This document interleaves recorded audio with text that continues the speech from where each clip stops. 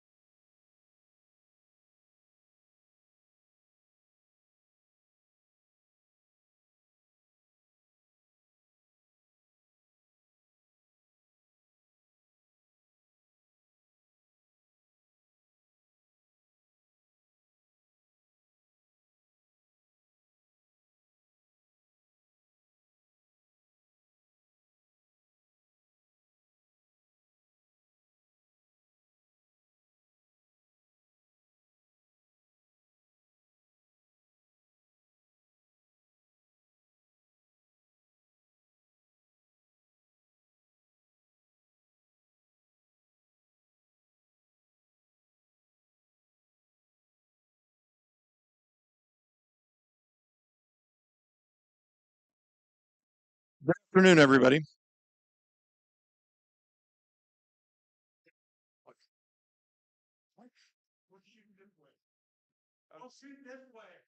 So you're gonna be you're gonna be standing down there. All right. He's standing here talking to me. Whatever. Hi guys, my name is Steve Gwynn. Sure, why not?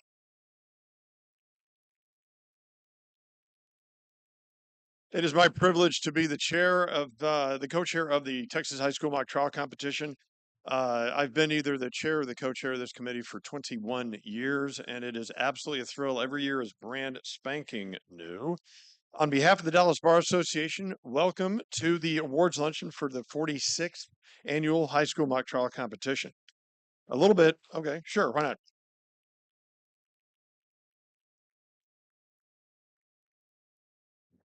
A little bit about the Dallas Bar Association. The Dallas Bar Association is 152 years old. We have over 12,000 lawyers that make up the Dallas Bar Association, and this building that we're in right now is used every single day of the week for continuing education, for meetings, and for other things. We also host weddings and other large events here. Um, this program has been going on since 1979, and we've served over 500,000 students in that time across the state of Texas. You guys are some of those folks. This is the 9th year of the Courtroom Artist Competition. And if you haven't taken a look at the artwork out there, please go ahead and do that. Oh, okay. But what I did want to tell you is there's some folks that you guys need to thank. First of all, I would like each of the teams to stand up and applaud your coaches and teachers and parents.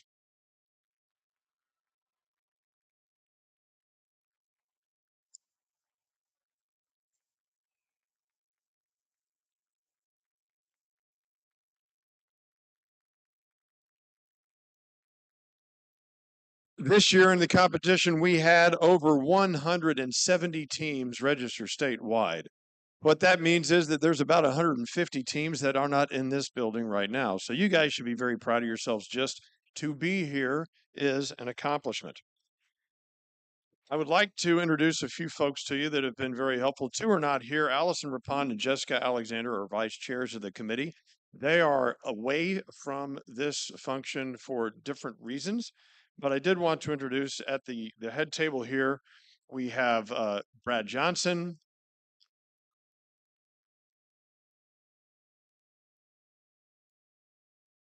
Jamie Olin,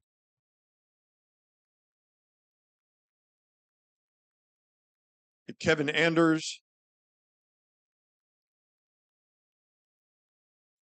Don Wiley, and our co-chair and chief problem architect, Taylor Rex Robertson.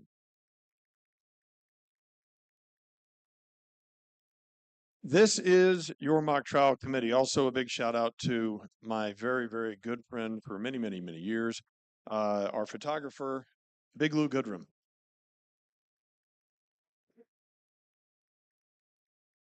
And I would be missing folks if I did not thank the Dallas Bar Association and the Dallas Bar Foundation for all they do for this competition. Without the support of the bar and the foundation, this competition would not exist. And high school mock trial from this state would not be the force that it is nationally. You may ask, how much of a force nationally? Well, let me tell you, the teams that go to nationals from Texas are inundated with requests for scrimmages once the problem sets and everybody knows who's going to state. They will get phone call after phone call. And since 2017, teams from this state have compiled a record of 22-7 over the last 7 years.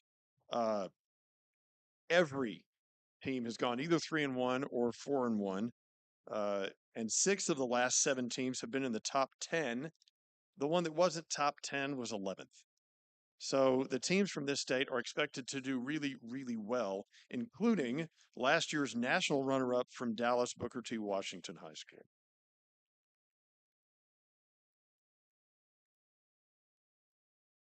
This is something that I keep up with, that I keep track of. Georgia and Washington are the only 2 teams that come close to being in the top 10 over the last several years. And last year, they were 10th and 16th respectively. So the team that we send to nationals is elite, and everybody expects it to be elite, and a lot of that credit goes to the Dallas Bar Association. This year, every team took at least 2 ballots. That's the first time that's happened in a very, very long year, and nobody took 12 ballots. So nobody got out unscathed. Ready for the announcement for the Final Four?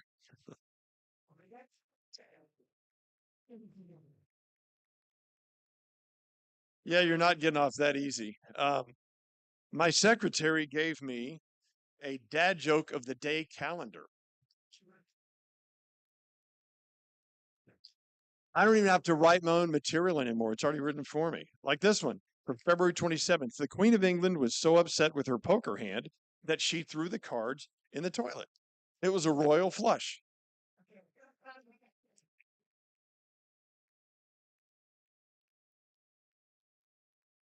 How does an owl manage its halitosis? With owltoids.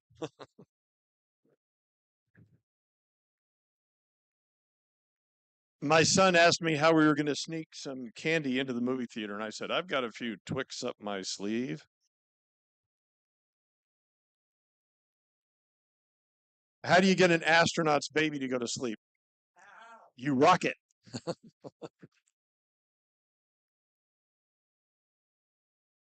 Hey, we uploaded our 1,000th photo today to Instagram, and now we're Insta kilogram.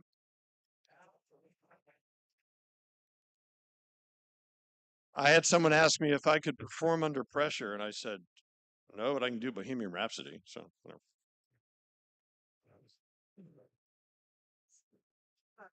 some people have trouble sleeping. I tell them I can do that with my eyes closed. Okay. Um, It is now my pleasure to introduce to you a very, very wonderful person, great lawyer, graduate of DISD's own Skyline High School and the prestigious SMU Dedman School of Law, though it wasn't there when she and I went there. She graduated in 1991, which makes her very young because I was a 1990 graduate.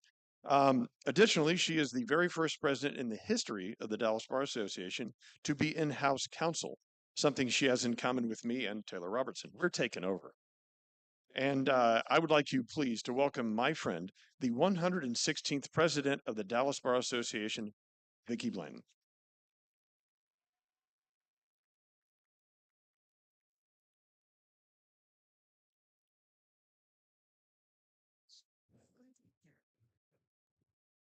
All right, good afternoon.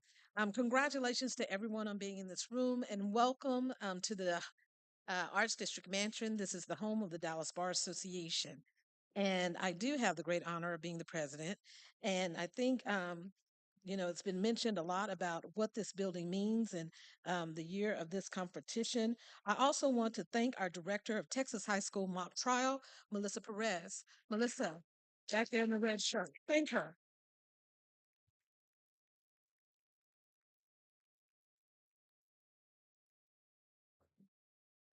Thank you for the confidence that you have placed in us in coming and participating in this actual competition. You have acquired some outstanding skills that will bode well for you no matter what your career is. Now, some of you are sitting there just don't know if you're going to be a lawyer or not, but some of you are sitting there and saying, yes, I am. I was one of those. I decided in 7th grade that I was going to be a lawyer. And so your ambitions, your dreams, those are real right now, today. The advocacy skills that you have displayed, that you have presented, trust and believe, no matter what your career path is, will serve you. Also, know this: you happen to be living in one of the most interesting times in America, and you are standing in and participating in one of the branches of government, and probably the branch that most people will have access to most frequently in their lives, the judicial branch. This is our way of life in America.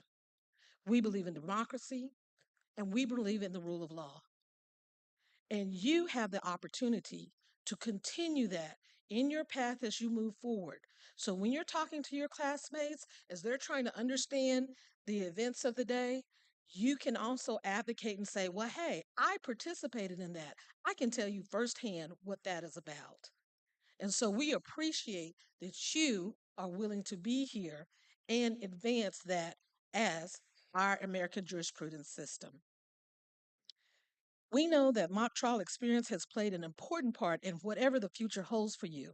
So, congratulations to each and every one of you. As was mentioned, we don't take this lightly here at the Dallas Bar Association. We are simply the best here in Texas, and you demonstrated that to us today. Thank you so much for the opportunity to be here.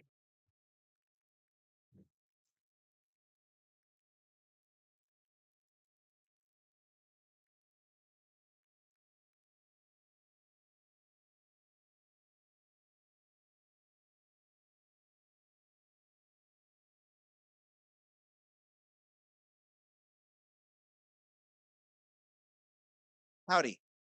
That's how I say hello in Tarrant County. So, um, I was born on the other side of the Red River, and I did not have an opportunity to do this program when I was in high school. So, y'all are very lucky.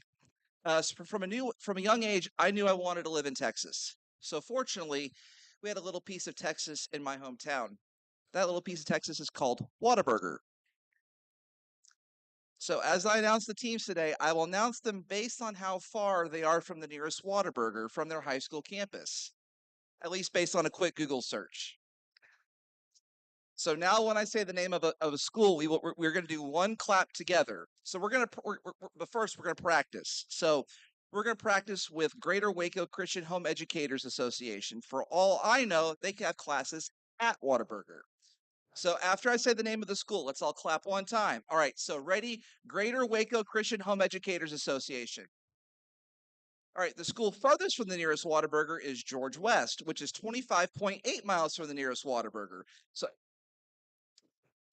8.6 miles away, Sharyland Pioneer High School. 5.7 miles, Judge Barefoot Sanders Law Magnet.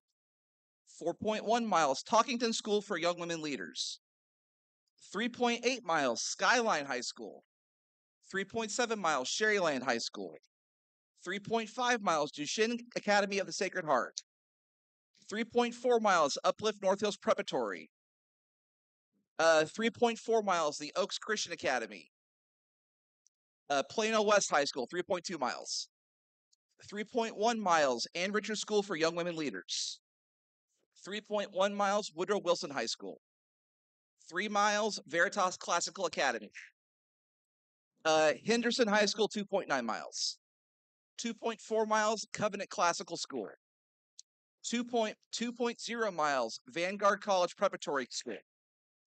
2 miles, Providence Classical School. 1.7 miles, Livingston High School. 1.6 miles, Booker T. Washington High School for the Performing and Visual Arts. A name so long you could clap twice. 1.4 miles, Marshall Law and Medical Service Magnet School. 1.3 miles, McAllen High School.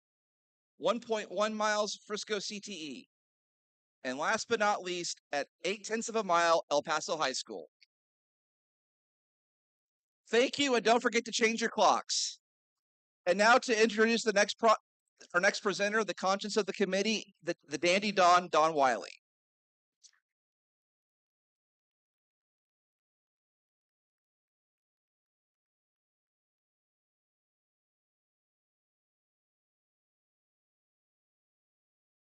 I am not sure that I'm the conscience of the committee. I think I'm just the oldest. First of all, since this is a gathering of legal minds, I have 3 legal questions to ask y'all. First of all, did y'all hear about the circus fire? It was intense. Oh, okay. Okay, this is another question. If you are in the Apple store, if you're in the Apple store and you see someone stealing an iPad and an iPhone, are you now an eyewitness? Think about it. Think about it. Think about it. Okay. Third question, third and final. Okay. If a child refuses to sleep during nap time, are they guilty of resisting an arrest?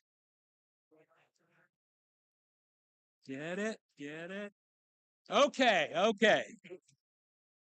The Judy Yarbrough Team Professionalism Award is given each year at state competition to a mock trial team who demonstrated the qualities of fair play, a professional demeanor, were courteous both inside and outside the courtroom, and they showed respect for the court and opposing counsel.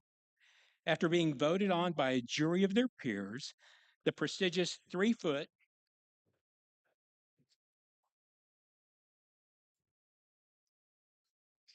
gavel is awarded to the winning team at the state championship luncheon every year held here at the Belo Mansion.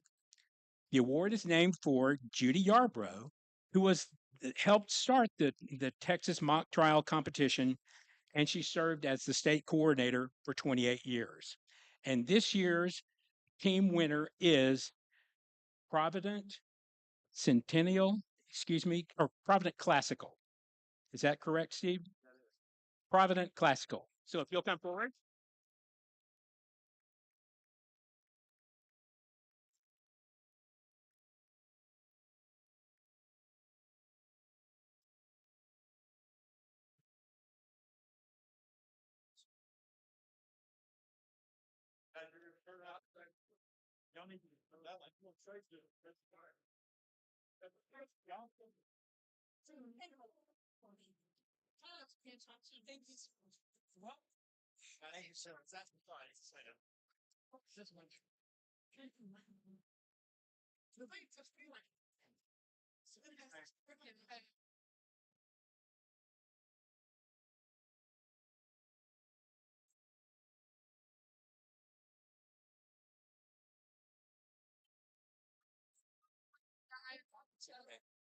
This is how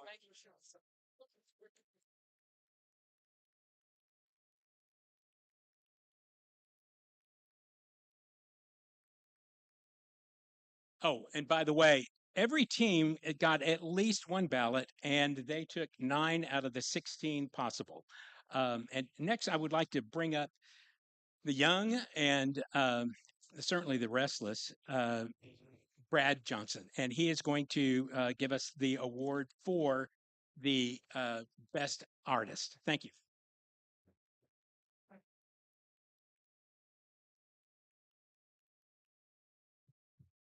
No dad jokes, I promise.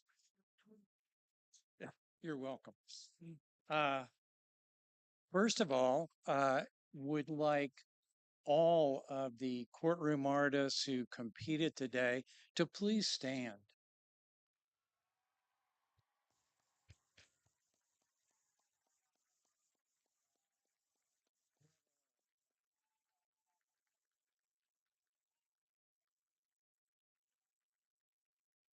Thank you. Thank you. You guys can sit down now.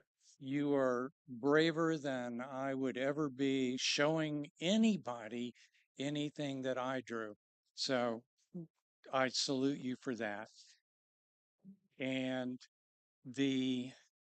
I'm going to announce third place, second place, and then first place. Our third place winner had to leave, so she's not here. My list says Asia, but I believe it's Asia. She's here. Asia Hinojosa from South Texas ISD World Scholars. Come on up. Yeah.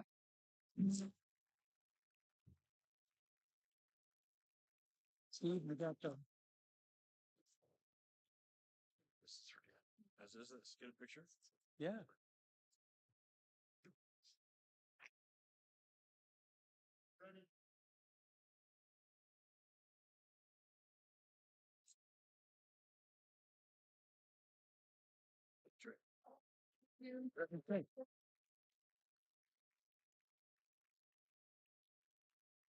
And I would invite all of you, if you haven't, to please look at all of the entries that are out there in the lobby near the food on the board.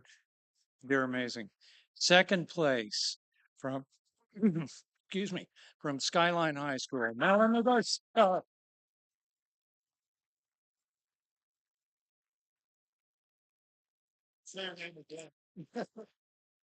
Yeah, she got kind of drowned out there. That's Melanie Garcia, folks.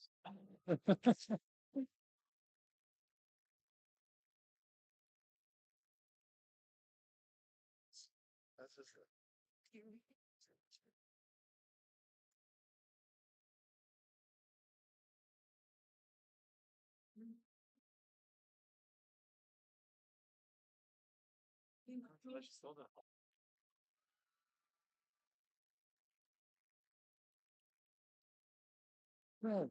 And in addition to the first place award and the trip to nationals with the winning team, um, we have a book this year. It's called Drawn Testimony: My 4 Decades as a Courtroom Sketch Artist by Jane Rosenberg. We got this autographed by her. This is also, in addition to winning first place and going to nationals, going to going to Natalie Munoz from Judge Griffith Sanders.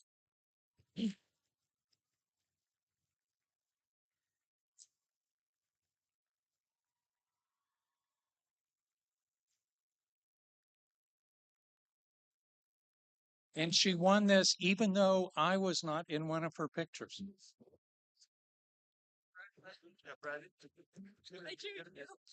You did.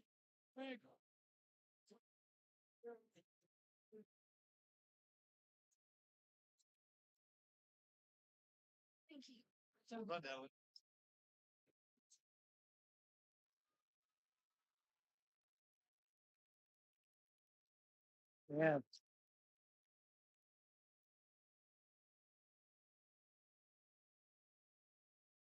And now the person that all of you love to hate, the person who crafted this case. Who's up? Oh no, Steve's coming back with more jokes first. So This is true. Brad's been around a long, long, long time for us. He knows this. He knows this how this works. So right now, before we get on to witness, advocate, honorable mention, and final four, if you are judging in the finals or semifinal rounds and you are in this room, please make your way out of this room. And while that's going on, I wanted you guys to know that last week, recently, I've discovered what all women want. All of them, every single one. Simple. They all want security. At least that's what they yell when I walk up to them in the bar. So,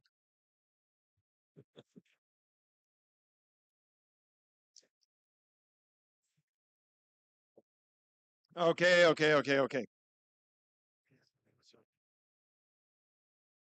going to tell you guys a story.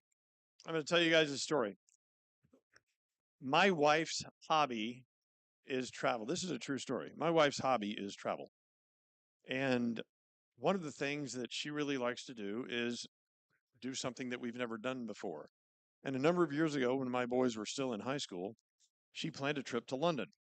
And we decided we would go see a soccer match in London. We were staying in North London. So we went to see the Tottenham Hotspur play in their old stadium, which is now gone. I thought you could just buy tickets like anybody else and then all be together. They are not.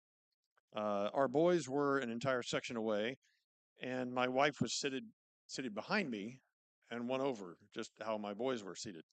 So I'm sitting between these two very jolly Englishmen.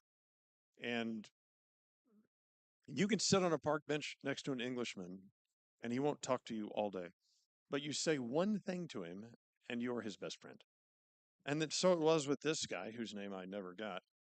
And he identified me as being a Yank, an American. And he said, "So what you doing in England? You come over here to watch the Spurs play football?" And I said, "Well, we came over to watch some soccer, yeah." And I said, "Where are you from?" I said, "I'm from Texas." He goes, "Texas? John Wayne Bang Bang?" Which I thought was an odd thing to say. And then he reaches behind him and he whacks the guy sitting next to my wife on the knee and he goes, "Hi, these folks are from Texas." And the guy looks at me and goes, "John Wayne Bang Bang." So apparently, Texas in England translates to John Wayne Bang Bang. So before we get going, some questions. Why do melons have weddings? Because they can't elope. Woke up the other day, had stir fry all over my bed. Apparently, I am sleepwalking again. I didn't make it to the gym yesterday. That's like 5 years in a row now. 200 years ago, two brothers thought they could fly. Turns out they were right.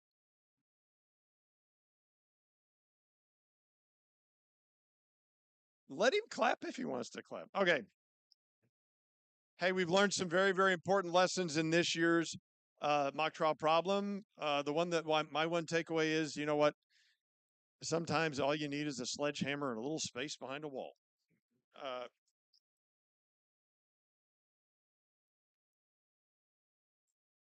Okay. Up next, we're going to roll through the Outstanding Witness and Advocate awards. To qualify for Outstanding Witness or Advocate, you must either take all 3 ballots in 1 round, or you must take more than 1 ballot in 2 rounds. So you got to take 3 once or 2 at least twice. I'm going to read the names of those who reached that threshold in this competition, and we're going to do the clap that Kevin introduced you to. And when I say your name, go ahead and stand at your table and remain standing, and then we'll applaud all of you at once. But I will read in no particular order. From Uplift North Hills, Aditi Rosh. From McAllen, Sofia Munoz. From Plano West, Arshia Moyin. From Providence Classical, Brinley Stratton. From Duchesne, Reese Sisinski. From Booker T. Washington, Reese Elder. From Sherryland Pioneer, Christine Dahl. From Booker T. Washington, Aaron Mansour. From Sherryland, Evelyn Leal. And from Providence Classical, Luke Williamson. These are the folks who all qualified.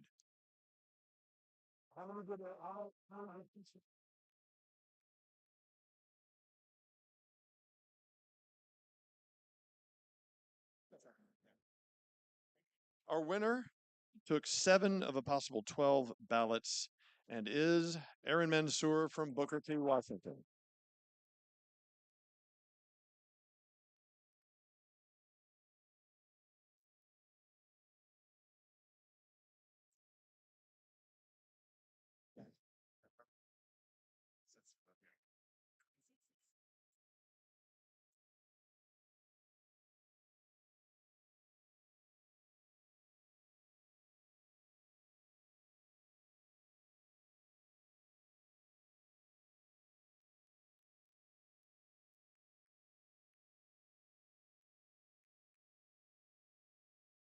All right, and now I have the amazing privilege to announce the Outstanding Advocate Honorable Mentions and our winner. Last year, and now this is the 2nd year, I don't know how many of you folks know, but that award, which has been around for, I believe, decades, has now been named after the one and only Steve Gwynn, which I think is an amazing accomplishment, and I think we should give that a round of applause right now.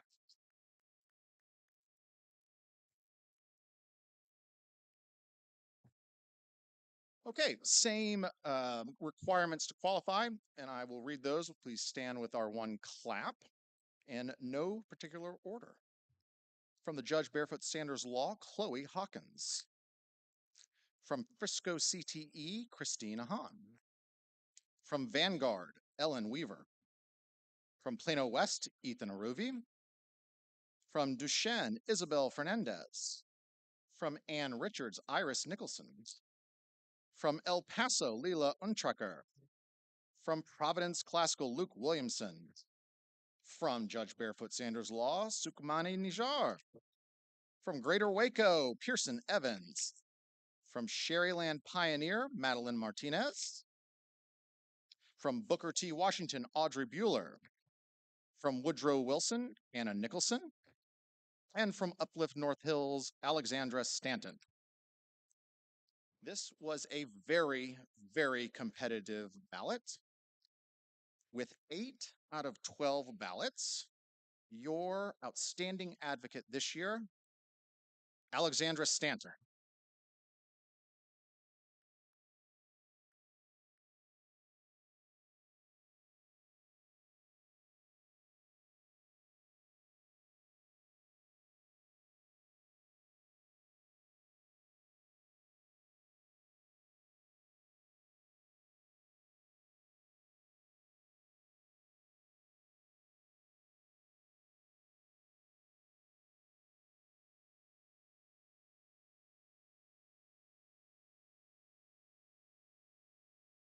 All right. Of course. Well, you stole 2 of my statistics. Yeah, I am. I know. Now we're to the good stuff. All right. A very competitive year, as I was just haranguing Steve. He stole my data. No team took 12 ballots, and every team took at least 2. So if you think about that, you at least won or you took 2 ballots at the state competition from 2 opponents. 17 trials were split ballots, half in round 3 and half of round 4. 5th place to 4th place was barely 1 point a ballot. 6th place to 4th place was barely 2 points a ballot. You should be immensely proud of how competitive this has become. So last year, if you were here, I offered you a choice for this year's fact pattern. I offered you a dead body or literally anything else. And if you were here, this place was a stampede when I offered you a dead body. Just saying, I gave you one. So this year, next year will be a civil case. I can't offer you that type of choice because that would give away what I'm already working on. But what I will do is offer you, which would you like the fact pattern to be more like? Nano design or the Musée d'Orsay heist? So take a second. Take a second. We're going to clap. We're going to clap. All right. First choice, a fact pattern more like nano.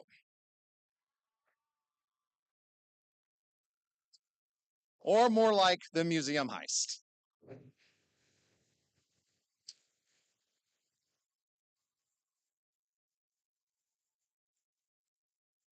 Yeah, I've always said that was one of my favorites. Okay. Top, what? I know. Okay. I have the privilege of announcing the 10th through 5th place teams, which I will announce in reverse order, starting with the team in 10th place. If I call your name, please, as a team come down, we have a lovely plaque for you. In 10th place this year, Providence Classical.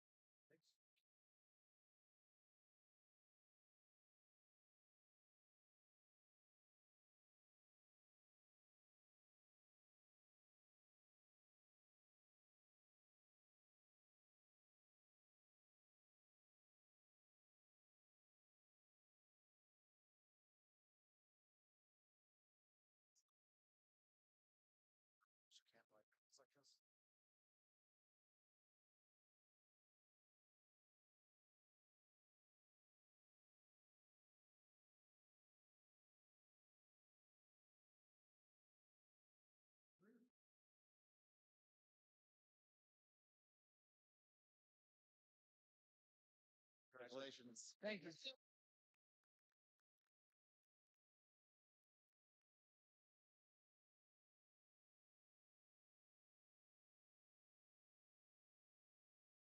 Next, in 9th place, Covenant Classical.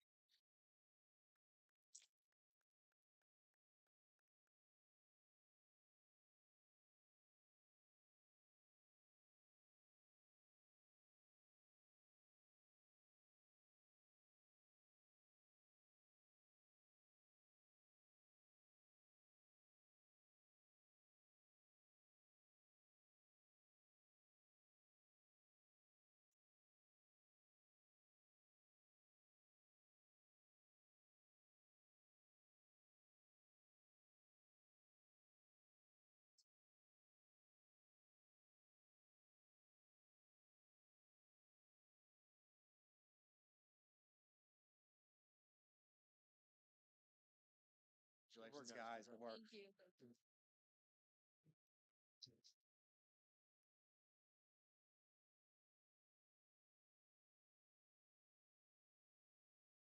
In eighth place,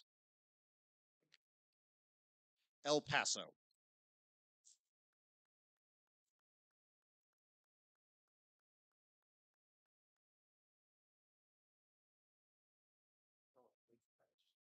Yeah.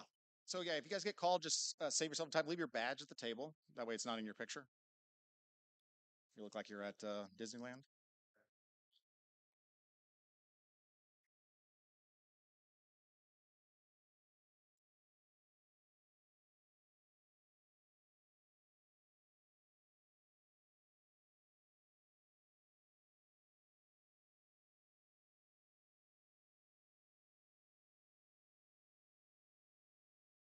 Be closer to the floor.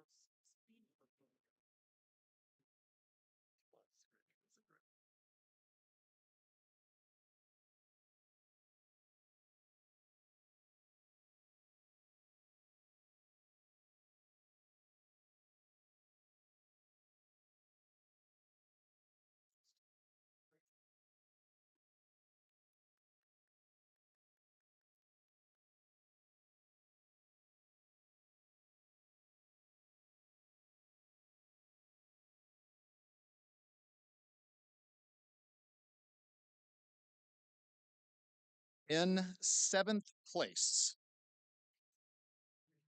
Booker T. Washington.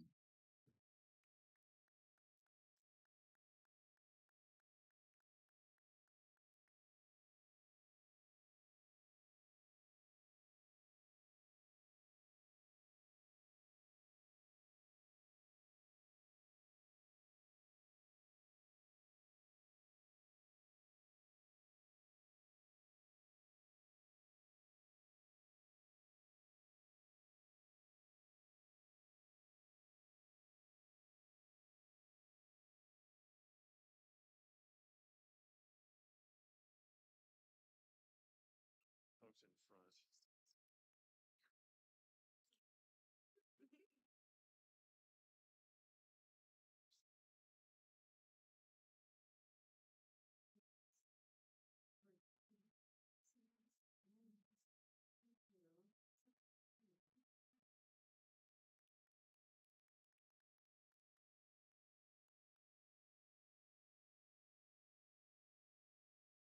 I'd like us to give another round of applause. These are three-peat champions. An amazing comp.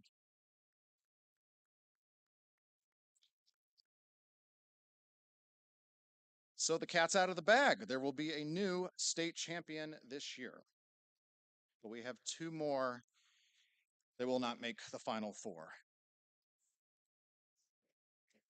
Number 6,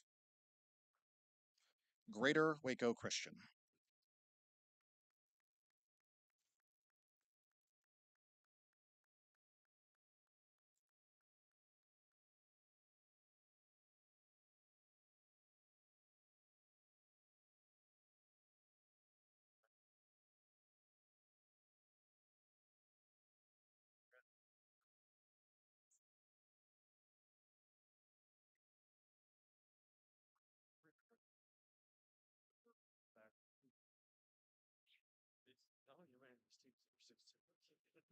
Not just here. Scoot that way a little bit. You've got some stage that way.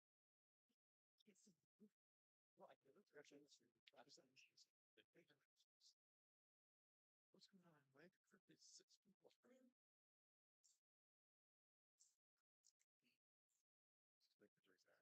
people. What's up, guys?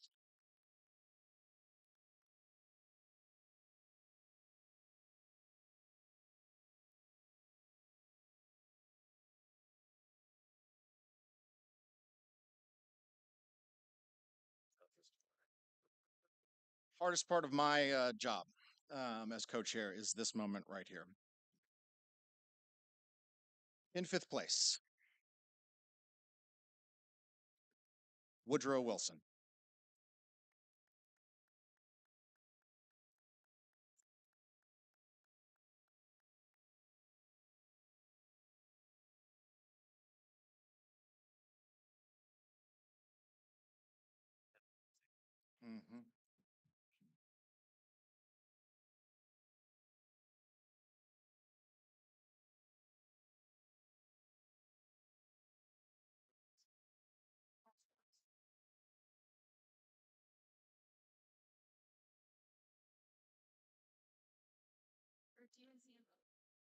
That way, guys. You have room on that stage over that way.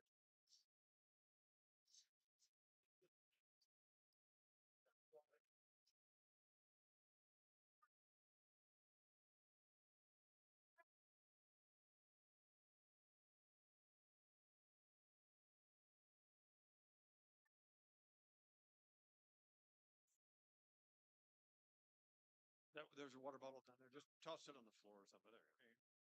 Floor will be spare.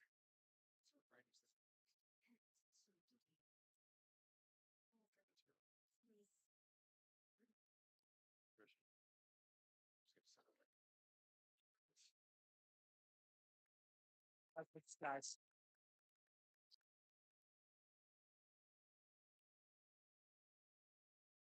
All right, and because Steve outranks me, he gets the good part. He will now turn it to him for our top four in no particular order, as I just take all of Steve's notes. You don't have it memorized, bro? There you go. So here's what's going to happen next. We're going to announce the 4 teams that are advancing to the semifinals. Folks, let those teams get out before you try to leave, because they've got to get back over to the courthouse. We've got judges arriving to judge the 2 semis, and then the final. We don't actually have anything here to give you because it'll be over there. Over there. So I'm going to announce these in no particular order. The first team advancing to the semifinals is Plano West High School.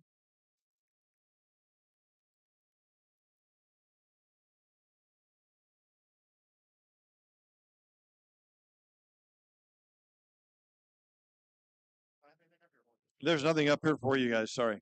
Scram, beat it.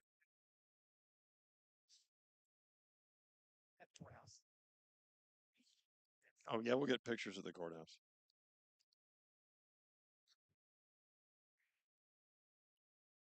Uplift North Hills.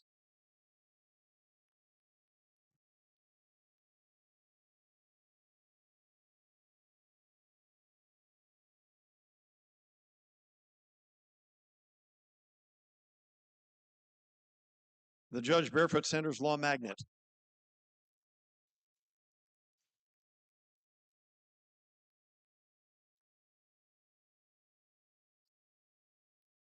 And Frisco CTE.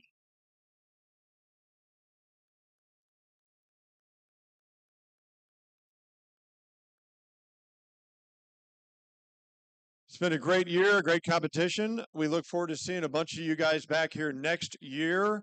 Congratulate yourselves and enjoy the rest of the day. Thank you very much.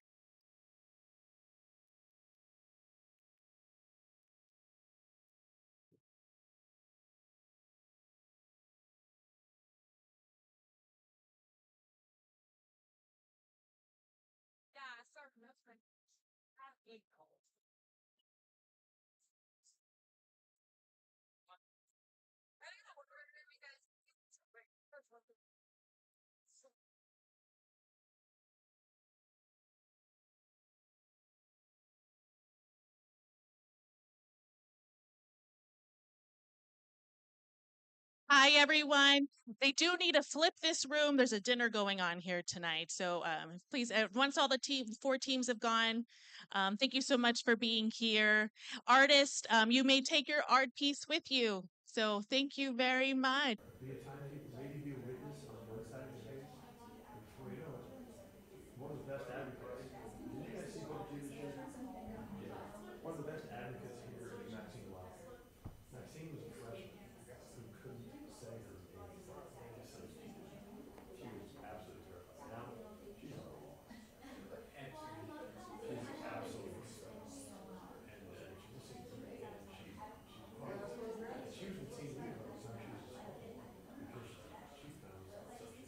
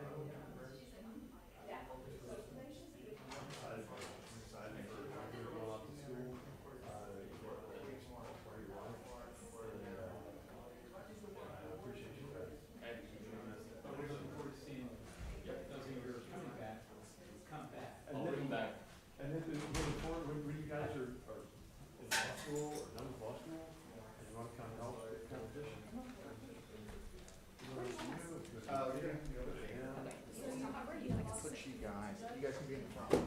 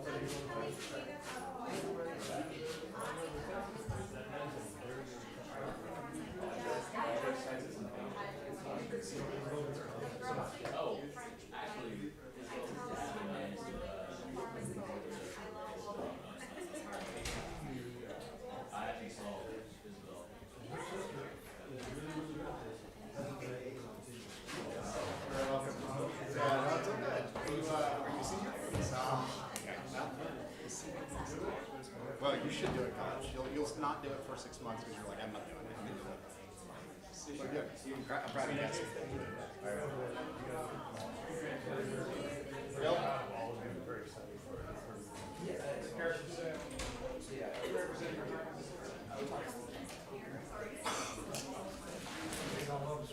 Hey, Jill. There were guys. Is it 6 months? Guys, I worked hard. Hang in there, okay? Yeah, you bet. Welcome. Okay. You bet.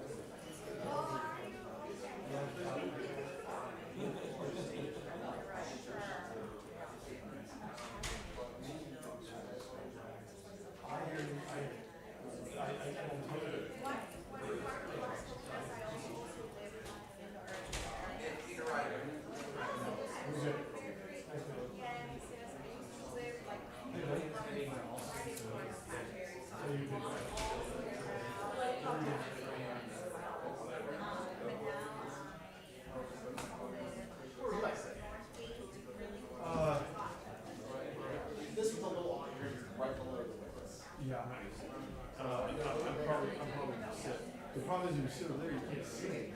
So I was gonna say, one of the jurors right next to timekeepers. Well, let's see how many judges, people we have. Because we've gotta have, we put 10, we can't put 10 in there. They're gonna shit after us for. Yeah, I see, but 9 in there with me is to separate it with, Right. timekeepers. Cause I think the And I timekeepers think will- that's the number that we have. I put them there. Alright, good find, one of these. Yeah, they should be out here in the hallway. Yeah, you're going to take that. Huh? You're going to take that. Yeah.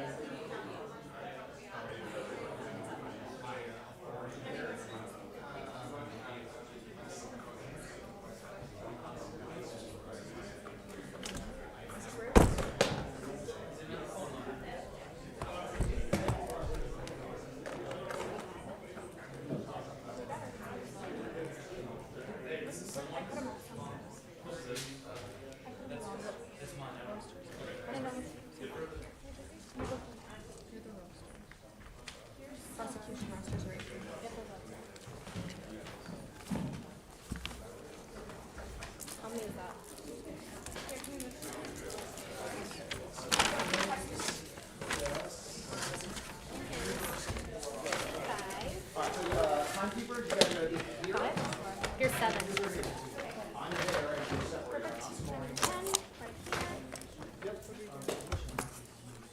Six? That's going to be a those guy question. We don't want to do that. 2, 3, 4, 5,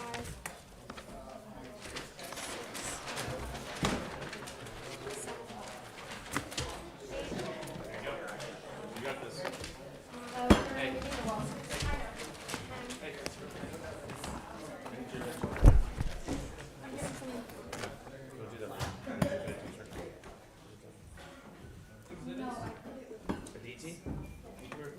Copy. And guys, at this time you can lose the lanyards because the lanyards are going to get in the way with your lapel mics, so we all know who you are at this point. Thank you. Both mics up here are live, in addition to your lapel mics. So both mics up there, you guys want to do your whole testing and all that good stuff. Yeah. Mr. Robertson, just took my. Oh, no. I was saying, you just took my line. Oh. Your name. This is on the internet right now. Forever. There's no whisper. No. There's no whispering. Like, what I'm saying right now is on the internet. Every. You're gonna clip this? Careful. Right now. All this is live. All of it. Of course. All the mics are live. How many masters? Okay, look. Forever, all of it. What you do, how you balance it, when you change not play with our lips. Can we make it? All of it. No, everything. You clip it to something. Everything. The way you say it. No, you clip it to your testing. I'm gonna assume that this works, but okay. Do you have yeah, so clip it there. Perfect. Honestly, instead of clipping, you could probably just put it in your pocket, right? Maybe.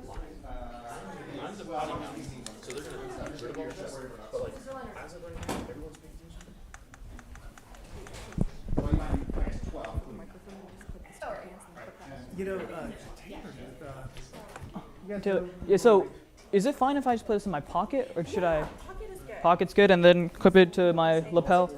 Okay. And I think, yeah, For pre-draw, yep. Oh, tie. Oh, but my nice tie. Something like that. Howdy, folks. Oh, this is. Howdy. Well, she's here as well. Hello, hello. So she might have to use her lapel. Hello. Okay. thank you. And then, so we've got the mic here. It is hot, as they say, because we're streaming. And so what do you recommend for where to put this? Just right in the... Probably fairly high. Hi, my name is Luke. Right here? Maybe right in here. And you just have one, so you close to each other as you rotate. Yeah, don't put them on too good because you're going to have to take them off. Hi, my name is Harelson. Get 'em Hi, off, they don't- my name is Harelson. Thank you. Thank you. This? Hi, my name is Rachel Johnson. Hi, my name is Rachel Johnson. Like at the, But like up here. hello? Yeah, like at your, I think you have to take this one. I got my collar. so I think we just take it and we just put it in our pocket. I don't have a pocket. Okay. It's stitched. No. Yeah, have a pocket. Is your pocket open? Okay, great. I won't deny it. Let me try. Alright, layouts. It's hard to remember your actual names. No, I'm going to take them off. No. Same trip. Here? Perfect.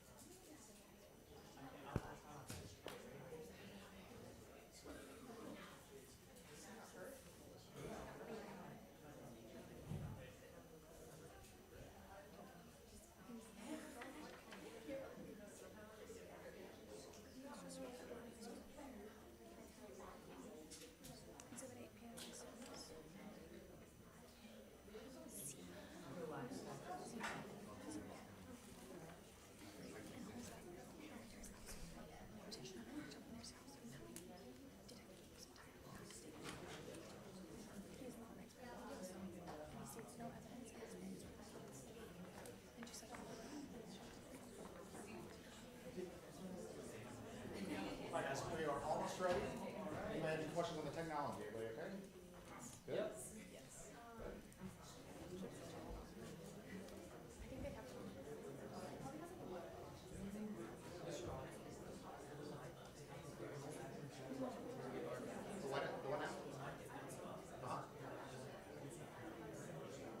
Yeah, because it's probably going to 10. Yeah, I think you've got one of each. But you might have to project either one. We're good with that.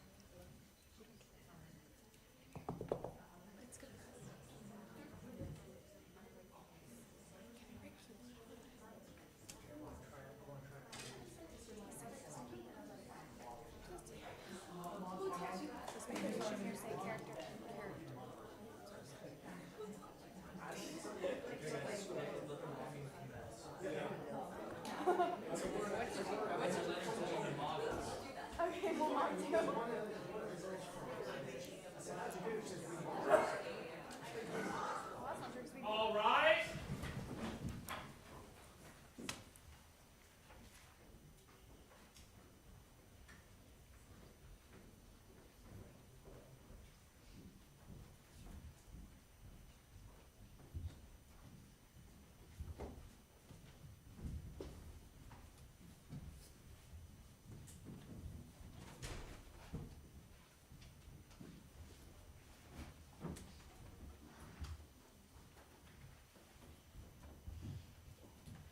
The Criminal District Court for Texoma is now in session. The Honorable Justice Lana Myers presiding.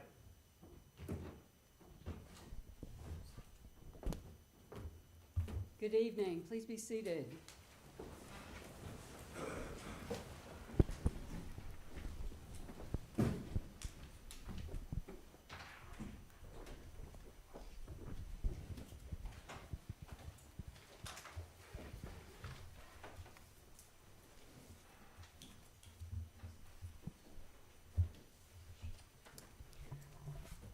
All right. Just housekeeping rule, if you have a cell phone, please make sure it's either in the off position or on silent. Thank you.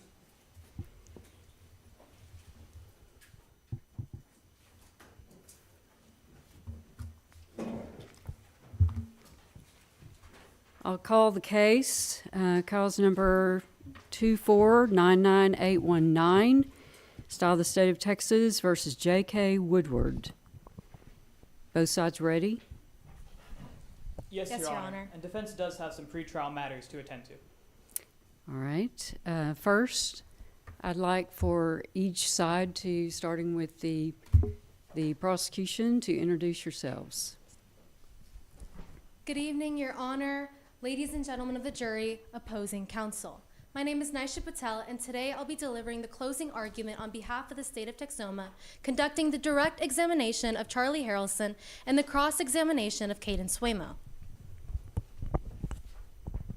Good evening, Your Honor, ladies and gentlemen of the jury and opposing counsel. My name is Alexandra Stanton. Today I will be delivering the opening statement on behalf of the state of Texoma, the direct examination of Detective Endeavor Morse, and the cross-examination of the defendant, J.K. Woodward. Good evening, Your Honor, ladies and gentlemen of the jury and opposing counsel. My name is Gabriella Young, and today I will be conducting the direct examination of Ollie Shakri, as well as the cross-examination of Isabel. And now for our witnesses and timekeeper, Your Honor.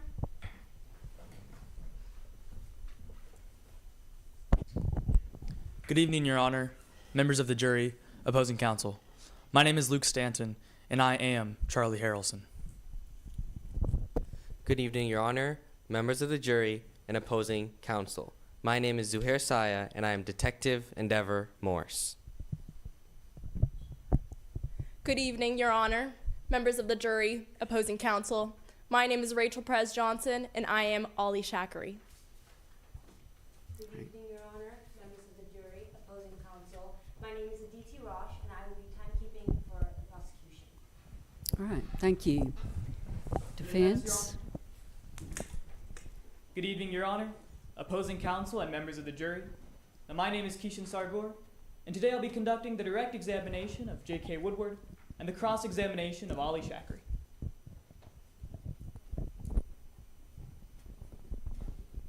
Good evening, Your Honor, opposing counsel and members of the jury. My name is Mia Dutter, and today I'll be conducting the direct examination of Isabel, the cross-examination of Detective Morse, as well as delivering the defense's opening statement.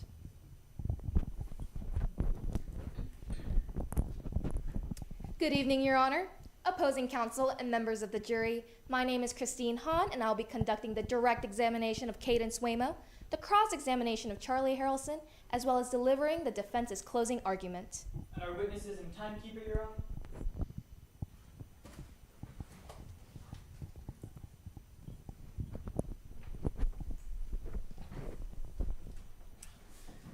Good evening, Your Honor, members of the jury. My name is Elena Tajudin, and I am J.K. Woodward. Good evening, Your Honor, members of the jury. My name is Sanvi Malabarapu, and I am Isabel. Good evening, Your Honor, members of the jury. My name is Sai Saharsh Devareddy, and I'm Cadence Whimo. Good evening, Your Honor, members of the jury. My name is Naranj Khan, and I'm the defense's timekeeper. Thank you. Now, the prosecution has a couple of pretrial matters we'd like to attend to.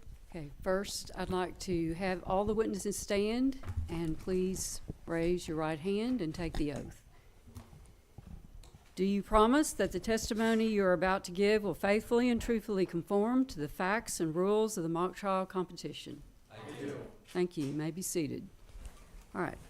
You may, we'll address any pretrial matters at this time, starting with the prosecution. Your Honor, may we move about the well during our opening statements and closing arguments? You may. And as per Competition Rule 4.2, may we assume that all stipulations have been read into record?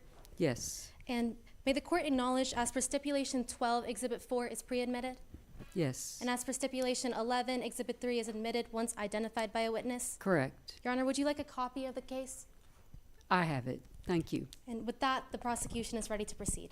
All right. Defense, any pretrial matters you wish to address? Yes, Your Honor, beginning with exhibits.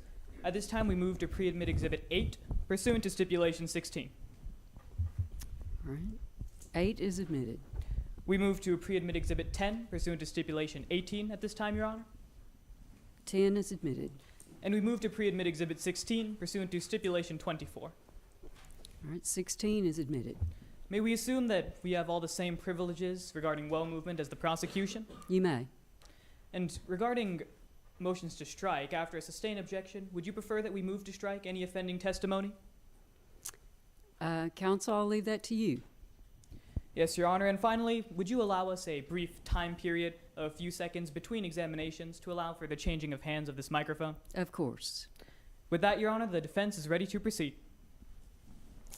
All right. Opening statement. Yes, Your Honor.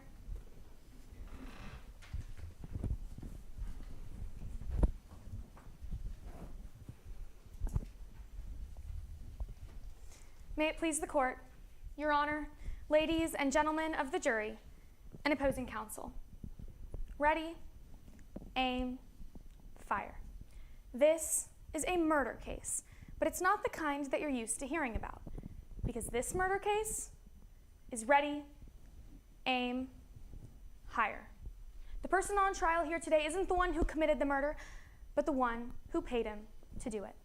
You've probably heard of J.K. Woodward. She portrays an upstanding citizen, dean of Texoma Law School, a Texoma Supreme Court candidate, but that's what she wants you to think. The reality is Woodward is someone who thinks she can get away with murder. And as the state of Texoma, we charge J.K. Woodward with criminal solicitation of murder. Ready. How did Woodward get ready to get away with murder? By having $50,000 at her disposal. That is what she decided an innocent man's life was worth. Today you'll hear how $50,000, that exact amount of money, just happened to go missing in J.K. Woodward's campaign fund. A campaign, by the way, that was exclusively run by her co-conspirator, Isabel. Today you'll hear how that $50,000 was split up in two ways. Two $10,000 check payments disguised as personal security payments, and then $30,000 in cash.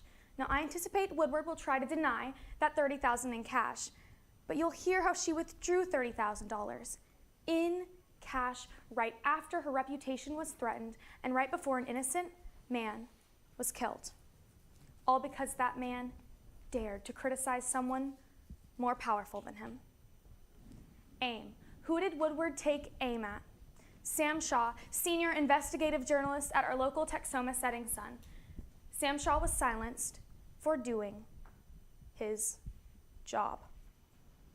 Today you'll hear from lead detective of the Texoma Police Department, Endeavor Morse, who found Sam Shaw's murderer, but more importantly, found J.K. Woodward, the mastermind who had the money and the motive to silence Shaw forever. J.K. Woodward hired someone named Charlie Harelson, who you'll hear from today, to kill Sam Shaw. But don't be fooled by Harelson's southern accent. Harelson orchestrated one of the most professional and sophisticated robberies of the most famous painting in the world. Now, I anticipate that the defense is going to try to oversimplify this. They're going to try to tell you that this is a burglary gone wrong, but the reality is Charlie Harelson knows how to do a burglary gone right. Charlie Harelson killed Sam Shaw because of the irresistible $50,000 that J.K. Woodward promised to pay him. Today, I also ask you to pay attention to J.K. Woodward's testimony, because J.K. Woodward said that the article that Sam Shaw wrote about her, ruined her career. Hire. J.K. Woodward hired someone to rid her of Sam Shaw, eliminate Sam Shaw, and resolve herself of Sam Shaw. And those words aren't mine, ladies and gentlemen.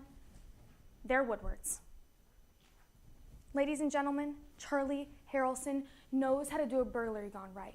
She knows exactly how it goes. That's why she wasn't in the house for a burglary gone wrong. She was in the house to kill Sam Shaw because J.K. Woodward asked her to. This murder began to take shape when Ollie Shakri, Sam Shaw's friend and apprentice, came into the office, having lost Woodward's scholarship to Texoma Law School.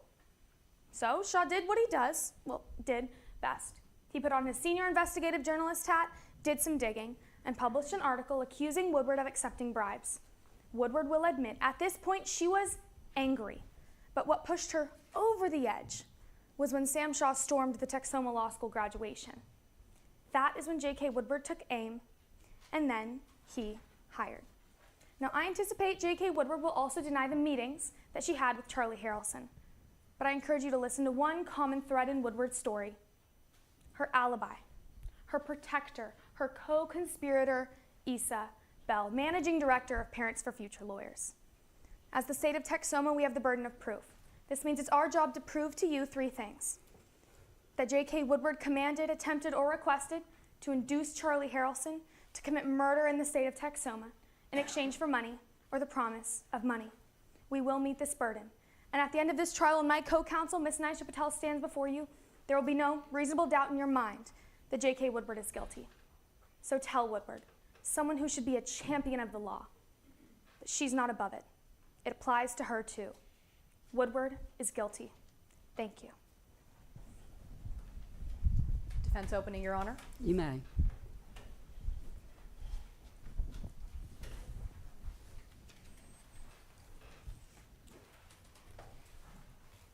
May I proceed? You may. May it please the court, opposing counsel, and members of the jury. You may have heard of Occam's razor.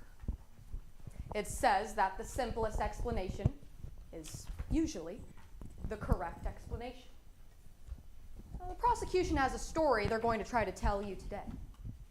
They will claim that my client, a distinguished law school dean, actually paid a career criminal to kill the reporter Sam Shaw. However, the evidence will show that the simplest explanation is that this murder was a result of a burglary gone wrong. That is the simplest explanation, and that is what likely happened. My name is Mia Dutter. I, along with my co-counsel, Keishan Sargor and Christine Hahn, are proud to be here representing Jennifer K. Woodward. Now, the key to the prosecution's story is their claim that Dean Woodward wanted to squelch a story about bribery allegations. But you will see this story had already been published, and Dean Woodward had already been exonerated by the law school from these false accusations. Thus, there was no motive. So why are we here? Well, you'll see that Charlie Harelson, a licensed private investigator, had been hired by Dean Woodward to perform security services. You'll see that Charlie Harelson, during his investigation, discovered Sam Shaw was an avid coin collector like himself. You will see he went to Sam Shaw's house to steal his coins. You will see that during the burglary, Sam Shaw came home unexpectedly and Charlie Harelson killed him. This was a burglary gone wrong. Occam's razor. The simplest explanation is usually the correct one.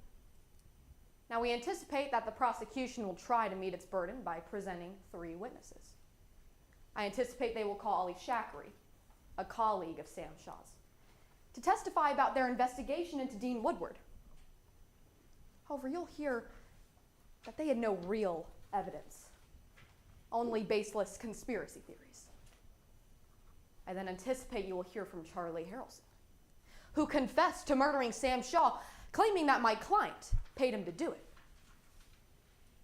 But you will see Charlie Harelson made up this story in exchange for his agreement to testify for the prosecution.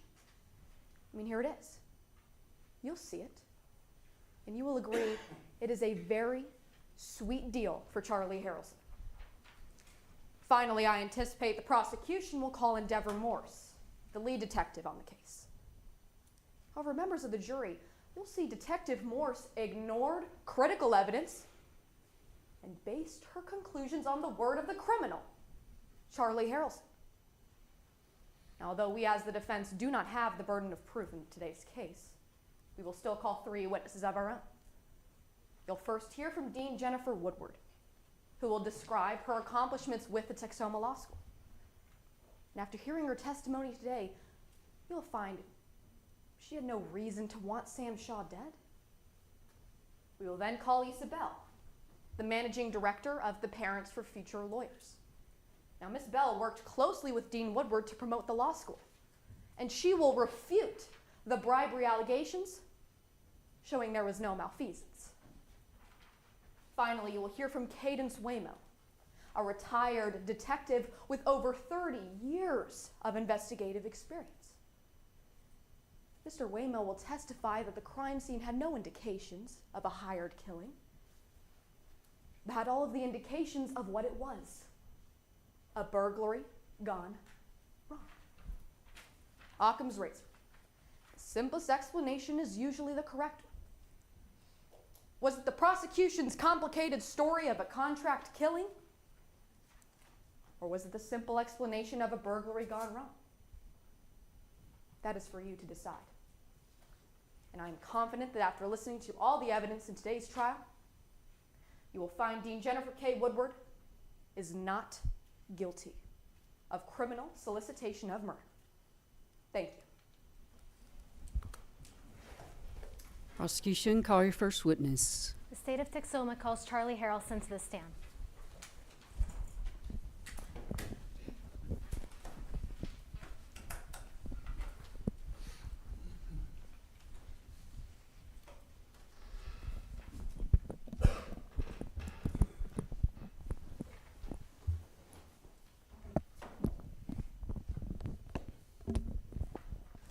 Mr. Harelson, please introduce yourself to the jury.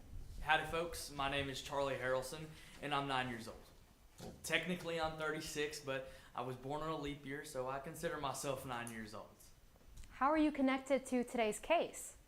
J.K. Woodward hired me to kill Sam Shaw. Now, how did that come about? Well, it started off with some odd jobs around her condo. Fixing some Latin, installing an entertainment unit, breaking down a wall for a second floor, and then it was to investigate Sam Shaw. Now, how much did she pay you for this investigation? $10,000. And how did this investigation go? Well, like any other investigation, I started performing stakeouts at places where I knew Sam Shaw to be, his work or his home. On April 15th at Sam Shaw's work, I found something. What did you find? Well, I'm sitting in my car performing this stakeout, and this woman walks up holding a piece of paper. She goes inside Sam Shaw's office and comes back out about 10 minutes later without a piece of paper. Now, I recognized her from the law school, so I scanned myself in using my all-access key card. I went to the printer and got the last thing that was printed and brought it straight to Dean Woodward. Your Honor, may I approach the witness with Exhibit 3? You may. Tendering to opposing counsel.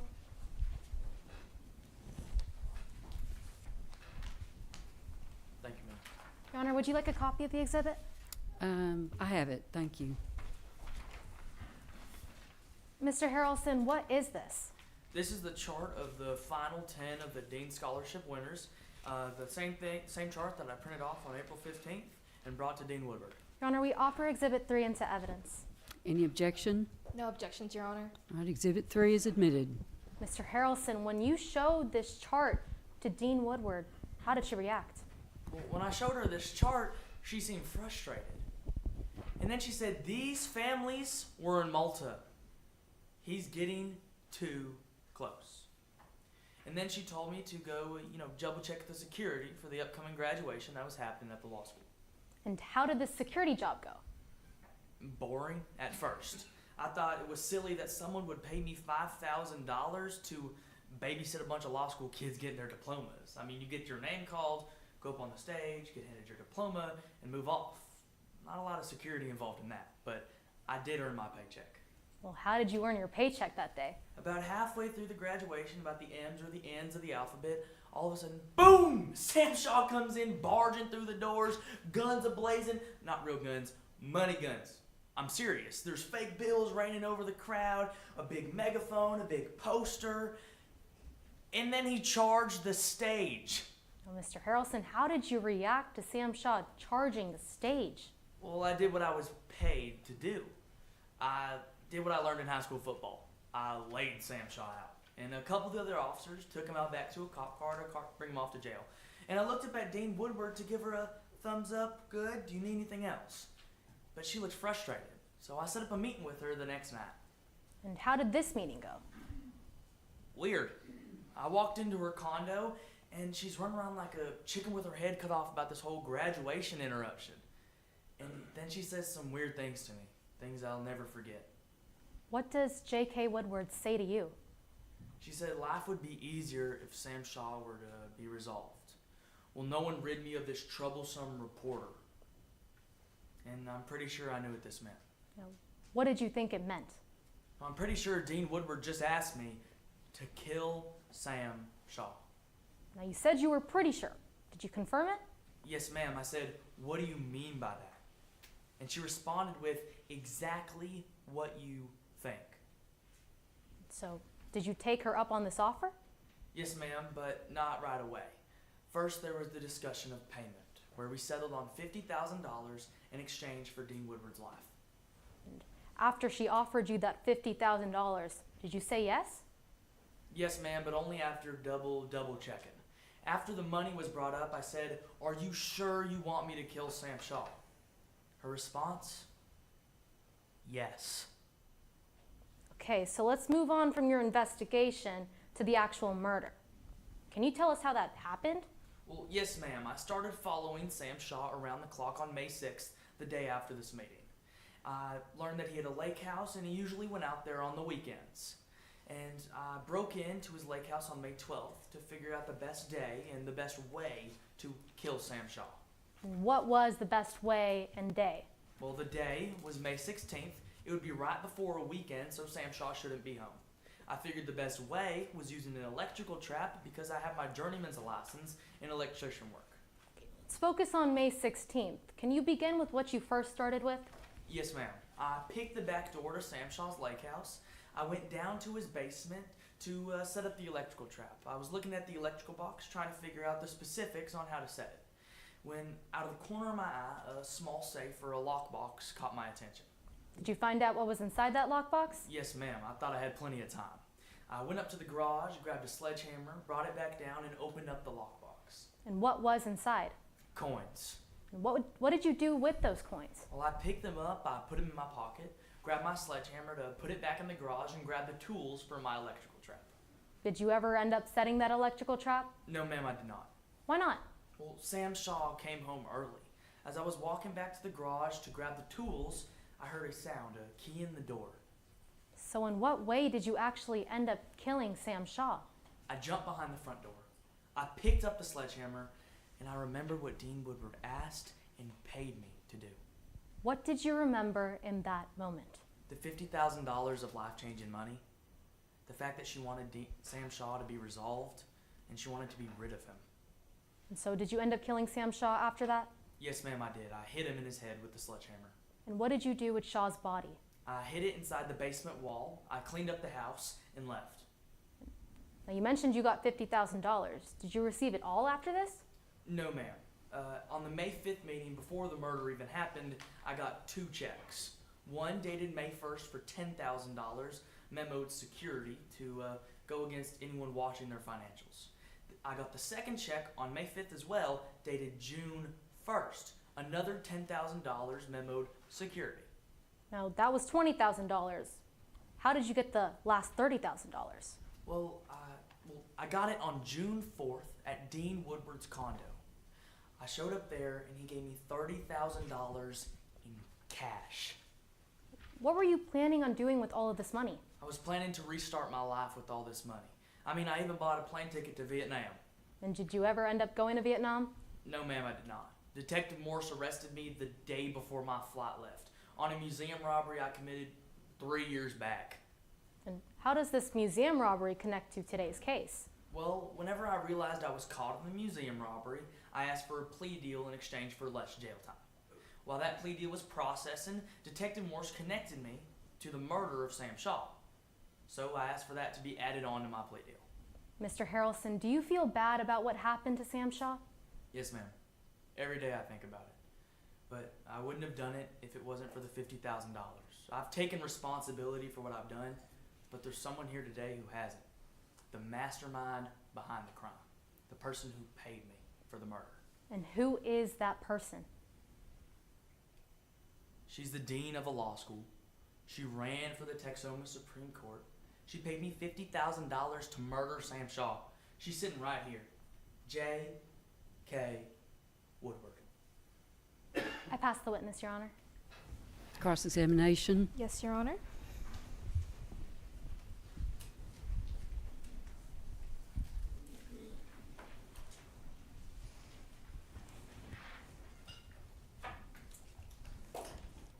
May I proceed? You may. Mr. Harelson, you are an admitted thief and killer, correct? Admitted thief and paid killer. Yes, ma'am. But you're also a liar, aren't you? Everyone's told lies. I once told my mom I liked her Objection, Your Honor, cooking. the witness is non-responsive. I'll sustain the objection. Mr. Harelson, you're also a liar, aren't you? Yes, ma'am. But first, you understand you are under oath today, correct? Yes, ma'am, I do. You are under penalty of perjury, correct? Yes, ma'am. You created a sworn affidavit in this case, correct? I did. This was under penalty of perjury, right? Yes, ma'am. But this isn't the first time you gave a statement under oath, is it? I don't believe so. Your Honor, may I approach the witness with what has been pre-admitted as Exhibit 8? You may. Tendering to opposing counsel for identification purposes. Mr. Harelson, I have just handed you a copy of Exhibit 8. Do you recognize this exhibit? Yes, ma'am, I do. Your Honor, may I publish copies of Exhibit 8 to the jury? You may. Now, Mr. Harelson, please read along silently as I read aloud. Texoma Private Investigators Department. Did I read that correctly? You did. You wrote your signature down here, correct? Yes, ma'am. It is dated June 25th, 2021, right? That is correct. That is less than 4 years ago. Yes. And please read along silently as I read aloud the second sentence of the first paragraph. By signing this application, the applicant swears under penalty of perjury that the information provided is true and accurate to the best of the applicant's knowledge. Did I read that correctly? Yes, ma'am, you did. Let's look at criminal history, felonies, and misdemeanors. Understood. You wrote none whatsoever, right? Yes, ma'am, I did. Now that's a straight up lie, isn't it? Yes, ma'am, it is. Right, you didn't just leave it blank, you wrote none whatsoever. That is what it says. You actually have a conviction from when you were 19, Yes, ma'am, for drug possession. and you knew you should have put this on your license, correct?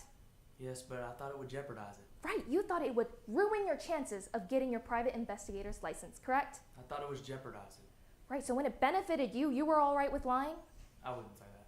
Well, let's talk about more things that benefit you. You got yourself a plea deal, correct? I do have a plea deal. Now, you are charged with 9 counts. Yes, ma'am. You pled guilty to 9 counts? Yes, ma'am, I did. Let's take a closer look at your plea agreement. Your Honor, may I approach the witness with what has been pre-admitted as Exhibit 10? You may. Tendering to opposing counsel for identification purposes. Now, Mr. Harelson, this is a copy of your plea agreement. Do you recognize this? I do. Your Honor, may I publish copies of Exhibit 10 to the jury? You may. Now, Mr. Harelson, please read along silently as I read aloud. Yes, ma'am. For the first crime, armed robbery, armed burglary. Did I read that correctly? Yes, you did. This was for the robbery of the Musée de Orsay? Yes, ma'am. For the second crime, count 1, first degree murder, count 2, felony murder, count 3, burglary in the first degree, count 4, felony theft, count 4, tampering with evidence, count 6, unlawful disposing of human remains, and count 7, manslaughter. Did I read that correctly? Yes, ma'am, that's what the plea deal says. Now, for the first crime of the museum robbery, you were in negotiations for 10 years, correct? Yes, ma'am. And this plea agreement states that you're getting 15 years for both the robbery and the murder. No, ma'am. Your Honor, may I reapproach the witness? You may. Mr. Harelson, please read along silently as I read aloud.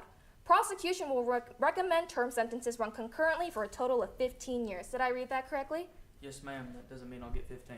Well, the plea agreement states that you'll get 15, correct? No, ma'am. Mr. Harelson, did I just read this incorrectly? No, ma'am, but just because you read it correctly, that doesn't mean I'm going to get 15 years. Mr. Harelson, the plea agreement just said 15 years. Did I read that correctly? As a recommended sentence, yes. Right. And you only get this plea agreement if you testify against J.K. Woodward, correct? Yes, and to the satisfaction of the district attorney. You have to testify under oath, correct? Yes, ma'am. Under penalty of perjury, correct? Objection, Your Honor. Character evidence. Response, Your Honor? Respond. May I ask opposing counsel which part of my question of under penalty of perjury was improper character evidence? Counsel, clarify. Your Honor, Ms. Hahn just mentioned before that Mr. Harelson did lie on his private investigator's license, and I believe that she's using that fact to show that he's going to lie today, which is character evidence. I'll overrule the objection. Mr. Harelson, you are under penalty of perjury. You are required to testify under penalty of perjury, Yes, ma'am. just like you were under penalty of perjury when you filled out that private investigator's license, correct? Yes, ma'am. Now, I just want to clarify a few facts. You are sure that you hit Sam Shaw in the back of the head? I'm pretty sure, but I could be mistaken. And you allege you met with the defendant on May 18th? Yes, ma'am. And you allege you met with the defendant on June 4th, correct? Yes, ma'am. That's when I got my money. Mr. Harelson, I'd like to talk about your alleged plan to kill Sam Shaw, but first, you were hired to investigate him, correct? And to kill him. That was not my question. You were first hired to investigate Sam Shaw, correct? Yes, ma'am. Back in March. You staked out both the lake house and the office, right? Not in March. That was not my question. You staked out the office and the lake house, correct? Yes, ma'am. You went through both trash cans, right? Yes, ma'am. And in those trash cans, you found coin collecting magazines and publication, correct? Yes, ma'am. Now, you entered on May 16th, correct? Yes, ma'am. And you went down to the basement, right? That is true. And you had an alleged plan to rig a fuse box. Do I have that right? Yes. But you didn't go to the fuse box, did you? I looked at it to figure out the specifics. Well, you actually went to the lockbox, right? After, yes. And when in that lockbox there were old coins inside? Yes, there were. Now, this thrilled you, didn't it? I was pretty happy. Right, because you're a coin collector yourself, right? I am, yes. And after you killed Sam Shaw, you left with those coins, didn't you? Yes, ma'am, I did. Thank you, Your Honor. We passed the witness. Redirect. No, Your Honor. All right, the witness may step down.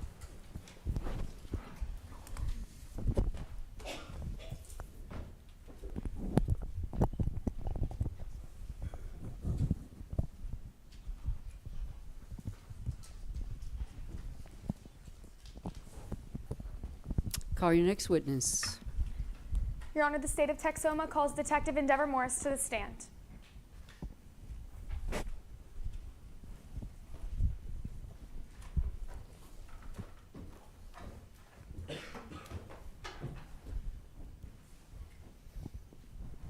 Good evening, Detective Morse. My name is Alexandra Stanton, and I'm going to be asking you a few questions. Yes.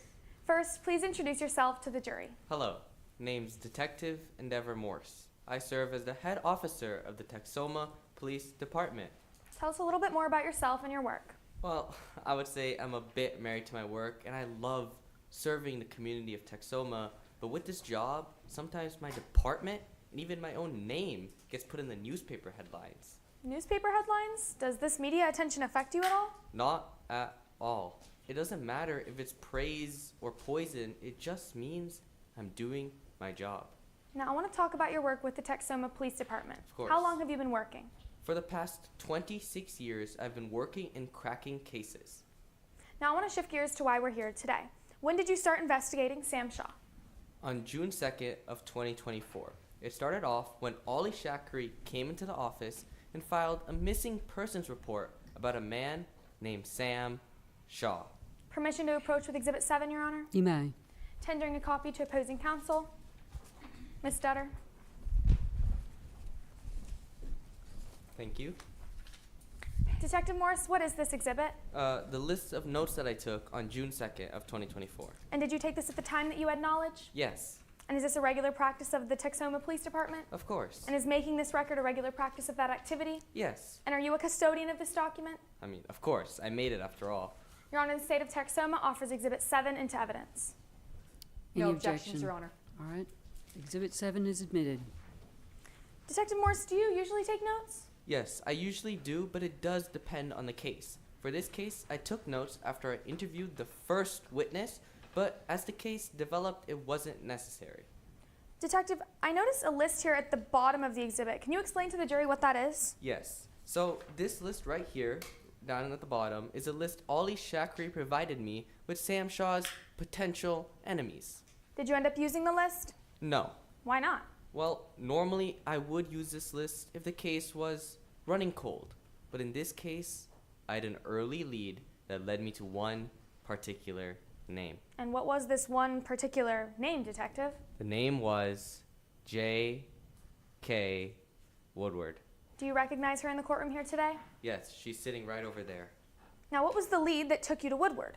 The arrest of a man named Charlie Harelson for museum robbery. Listen, now we know that Charlie Harelson is connected to this murder because of me. But at first, I connected him to the murder with the word numismatist. What does the word numismatist mean? Coin expert. And what did you do with that information? I checked out Harelson's trailer, and there I found two main things. Coins in a pouch by his trailer, and two bags bursting at the seams with cold, hard cash. Now, before we get to the cash, I want to touch on the coins. How did the coins link to this case? Well, after I found these coins, I remembered Ollie Shakri mentioned something about Sam Shaw's coin collection. So I went there to his lake house. There in the basement, I found a coin, and the fingerprint on that coin was Charlie Harelson's, on the right hand of the middle finger to be exact. So now that we know that Charlie Harelson was in the house, how did you know he committed murder? When I went back on June 11th, that's where I found this information, but before I found it, I hit a wall. What was so special about this wall? This wall, it stood out, seemed newer than the other walls. Something about it did not sit right with me, so I got a sledgehammer to break this wall down. Your Honor, permission to approach with Exhibit 1. You may. Tendering to opposing counsel, Ms. Dutter. Thank you. Detective Morse, what is this exhibit? The sledgehammer I was just referring to. And does this look similar to whenever you used it back in June? Yes. Your Honor, we offer Exhibit 1 into evidence. Any objection? No objections, Your Honor. Exhibit 1 is admitted. So using the exhibit, can you show the jury what you did with it? Of course. So here, I had this sledgehammer ready, and I pulled it back to break down the wall. And then I noticed something out of the corner of my eye. A small speck of blood on this very hammer. Do you know whose blood it was? Yes, the DNA on the blood matched with Sam Shaw. So then we broke down the wall. But that's where we unfortunately found Sam Shaw's body. Now, after you found Sam Shaw's body, what steps did you take next? I confronted Harelson in jail, where he admitted to the murder but said someone paid him to do it. So the prosecutor gave him a plea deal, which he signed in 2 days. But first, I needed a name. And what name did Charlie Harelson give you? J.K. Woodward. So did you only rely on Charlie Harelson's word, or did you look more into it? No, I did not just rely on his word. I needed to get more confirmation. So how'd you do that? Well, if this was going to be a murder for hire case, then I needed to find a hire. So I looked through Woodward's banking history to find any sort of links. And as always, I found one. What'd you find? I found direct payments made from J.K. Woodward to Charlie Harelson. Now, in court, Charlie Harelson claimed he was paid $50,000 for this murder. So I know we found proof of the $20,000, but did you ever find proof of that $30,000 in cash that Harelson was just talking about? Yes, we did. How? Well, between the dates of May 10th and June 3rd, J.K. Woodward withdrew $28,200 in cash. Then on June 5th, the day after Harelson claimed he got nearly $30,000, I found $28,100 in cash at Harelson's trailer. Now I want to talk about how you arrested J.K. Woodward. Could you tell us about that? Of course. I went to his condo and I asked him a fairly simple question. Did he know a man named Charlie Harelson? Did she know a man named Charlie Harelson? The truth was yes. I mean, there was payments between them, and Charlie Harelson worked for her and the Texoma Law School. So did J.K. Woodward tell the truth, or did she lie? J.K. Woodward lied. Now I want to shift gears to another topic of the defense's theory.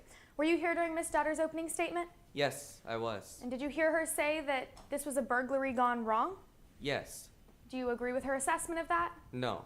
Why not? Well, first of all, Harelson was a part of the most sophisticated and methodical robbery of all time. His MO is robberies, not sloppy murders. Well, Detective, how do you know that his MO is robbery? I was the one leading the investigation for the Musée d'Orsay case, and before me, no department could solve this case. Are you aware that there's another detective testifying here today? Yes. Do you agree with that, Detective? No. Why not? Cadence Whimo points to things like the hammer being left in the house and the body being left in the house to show that this is a burglary gone wrong, but he fails to mention things about Charlie Harelson's original plan and his MO. Charlie Harelson is a sophisticated burglar and robber, and his original plan was a electrical trap. This matches his MO of a thought-out and clean crime. So I agree, this is a sloppy murder from Charlie Harelson, but not a burglary gone wrong. Case closed. The state passes the witness, Your Honor. Cross-examination. Yes, Your Honor.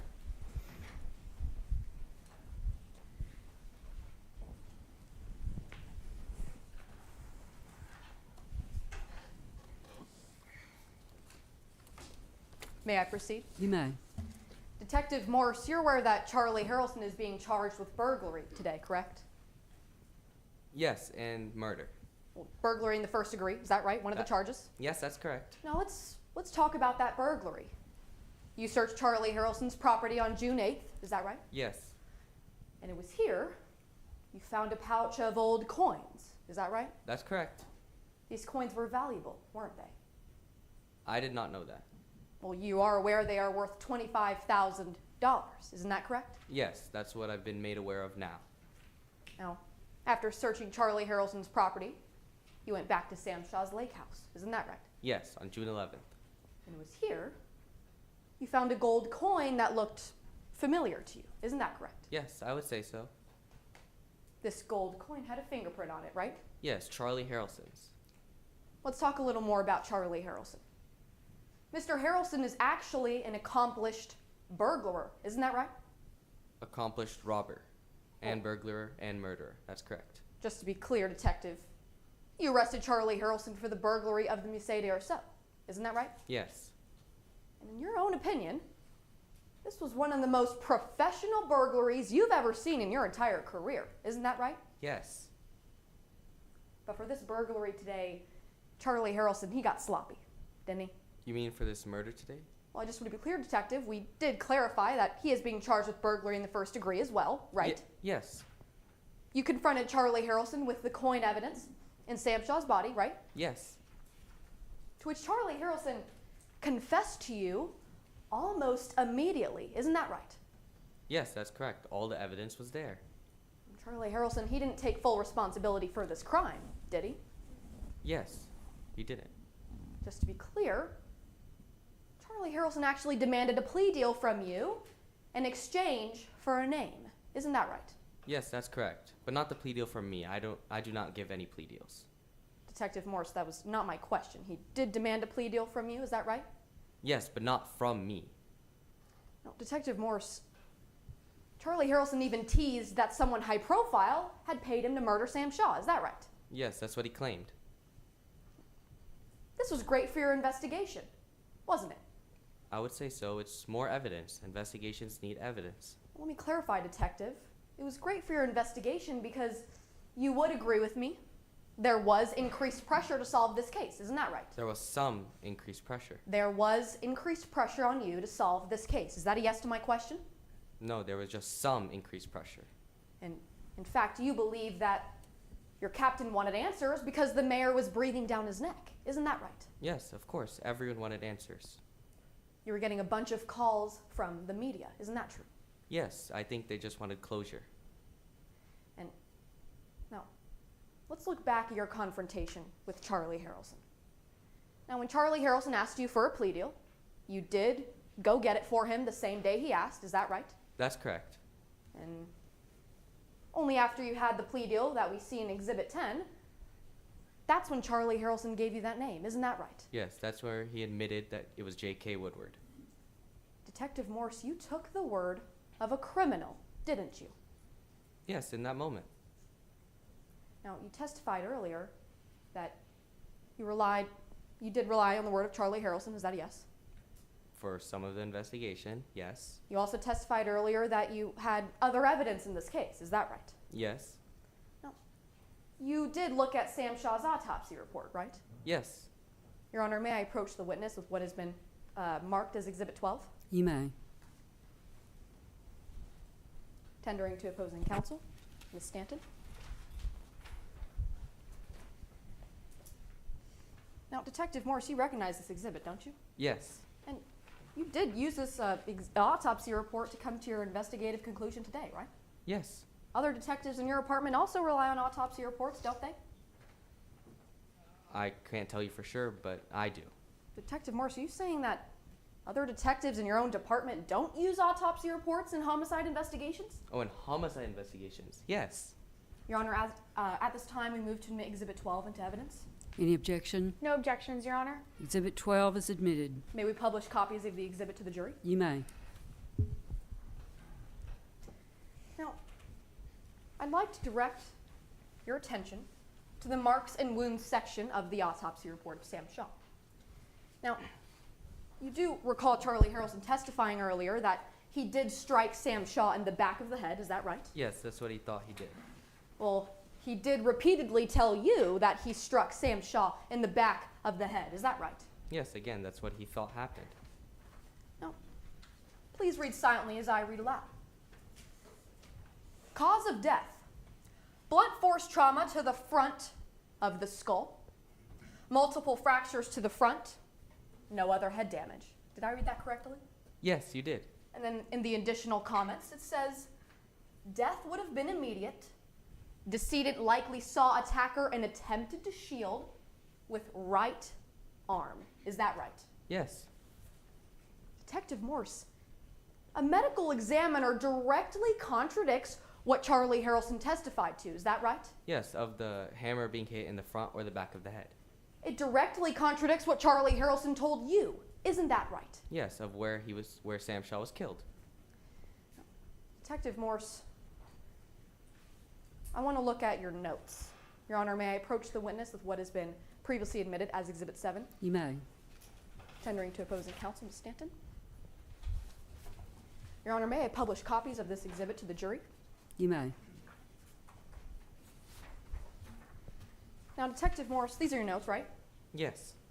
Now, down here, I'm looking at a list of Sam Shaw's potential enemies. Is that right? Yes. These were given to you at the beginning of your investigation. Is that right? Yes, by Ollie Shakri. When this was still a missing persons case. Is that right? Yes. Let's read some of these names. Oh, I see J.K. Woodward. Is that right? Yes. You investigated J.K. Woodward. Is that correct? After the evidence pointed towards him, that's correct. Another name on this list is Jack Warren. Is that correct? Yes. You didn't investigate Jack Warren, did you? No. Oh, another name on this list is Frederick J. Swanson. Is that right? Yes. You didn't investigate him either, did you? No. Finally, Detective, it's your opinion that this is not a premeditated murder, right? Can you repeat that? This is not a murder for hire. Is that your opinion? No, it is. It is your opinion that, okay, yes, it's your opinion that this is a murder for hire. Is that right? Yes. Charlie Harelson, he didn't bring a gun with a silencer to go kill Sam Shaw, did he? No. No, he just found a sledgehammer in Sam Shaw's house. Is that right? Yes, he did find that. And then he left the murder weapon at the scene of the crime. Is that right? Yes. No further questions, Your Honor. I pass the witness. Redirect. Yes, Your Honor.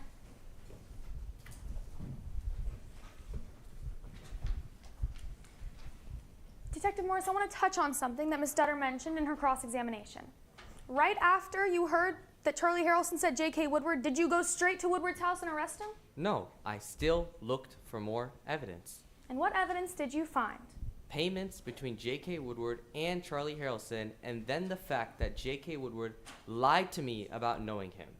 Your Honor, I pass the witness. Recross. Briefly, Your Honor. Detective Morse, the other 10 suspects on that list of potential enemies, you didn't investigate a single one. Is that right? Can you repeat that question? Yes. Now, you investigated one potential enemy on that list, right? Yes. J.K. Woodward, that's right? Yes. You didn't investigate a single other name on that list. Is that right? No. No further questions, Your Honor. I pass the witness. All right, the witness may step down.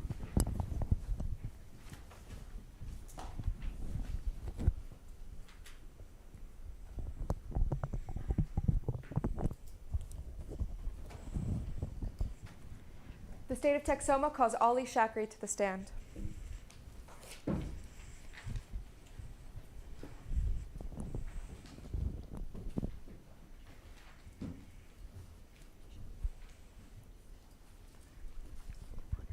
Good evening, Ms. Shakri. My name is Gabriella Young. I'm going to be asking you a few questions.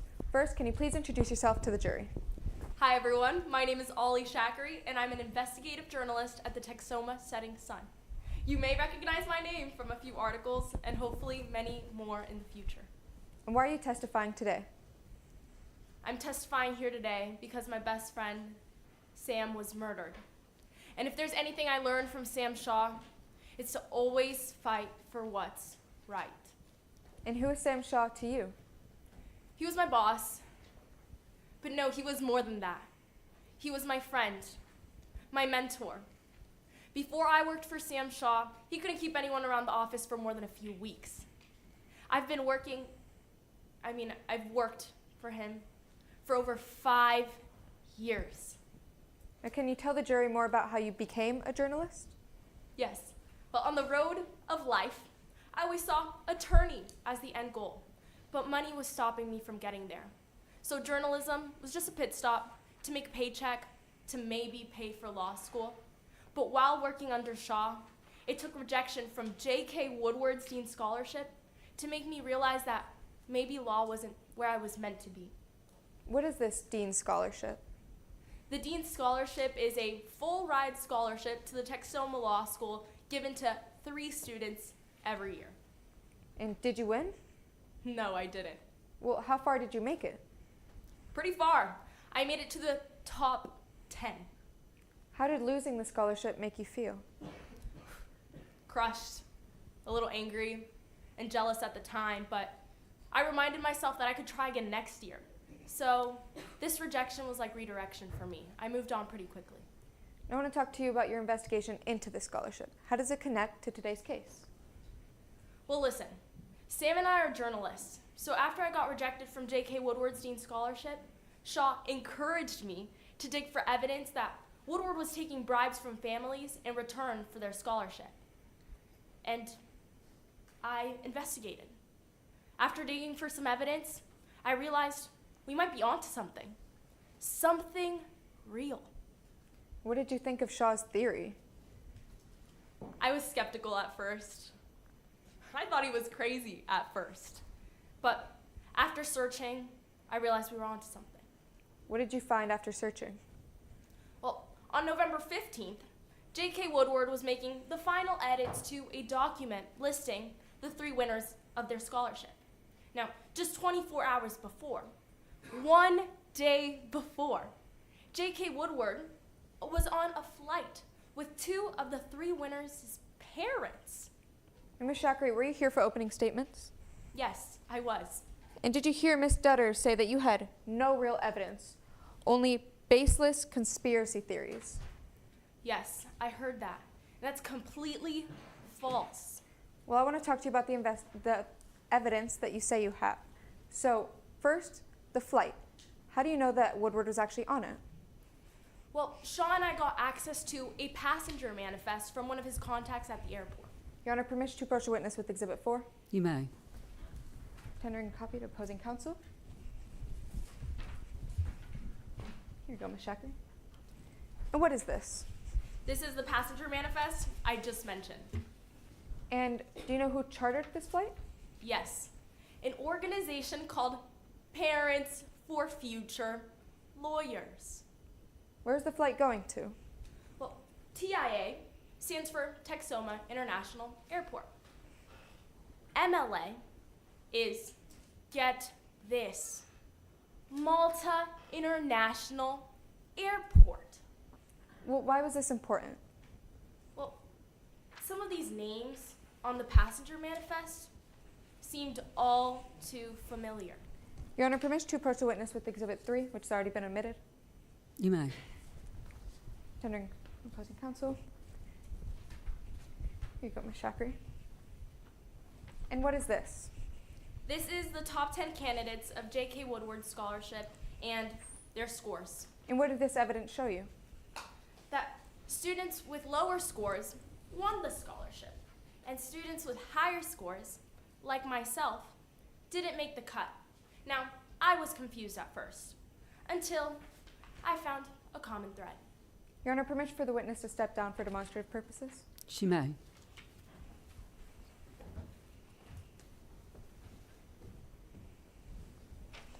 Your Honor, may I reposition myself to better view the testimony? Yes, you may. And Ms. Shakri, you say you found a common thread. Can you point this out for the jury? Yes, just follow along with me. Lee, Falk, Walker, and Walker. Now, folks, you don't have to be Sherlock Holmes to see this one. We did later find out that Lee was just a common last name, wasn't affiliated with the PFL. But don't worry, when you zoom out to that top 10 candidate list, there's still more matches. What were these other matches? Cole, Reed, Kiefer, and Kiefer. Now, Ms. Shakri, I know that you mentioned that some of your scores are higher than the winners. Let's go through them together. Okay. First, your GPA. How does it compare? Well, my GPA was higher than one of the winners, but another kid who lost, W. Miller, had a higher GPA than all 3 winners. What about your LSAT score? My LSAT was equal or higher to all 3 winners. Your community service? Higher than all 3. What about financial need? Much higher than all 3. What about your writing score? Not only was it higher than all 3 winners, but it was a perfect score. A 10. I'm a journalist, aren't I? And your interview? Now, this is where it's not as high. But J.K. Woodward picks the top 3, and interviews are subjective. What about your TLS Connect score? Well, an example of TLS Connect is an organization like Parents for Future Lawyers. I think it's already clear I'm not on the PFL. Neither are my parents. But the winners and their parents were on the PFL, just like they were on a flight to Malta. You may return to your seat, Ms. Shakri.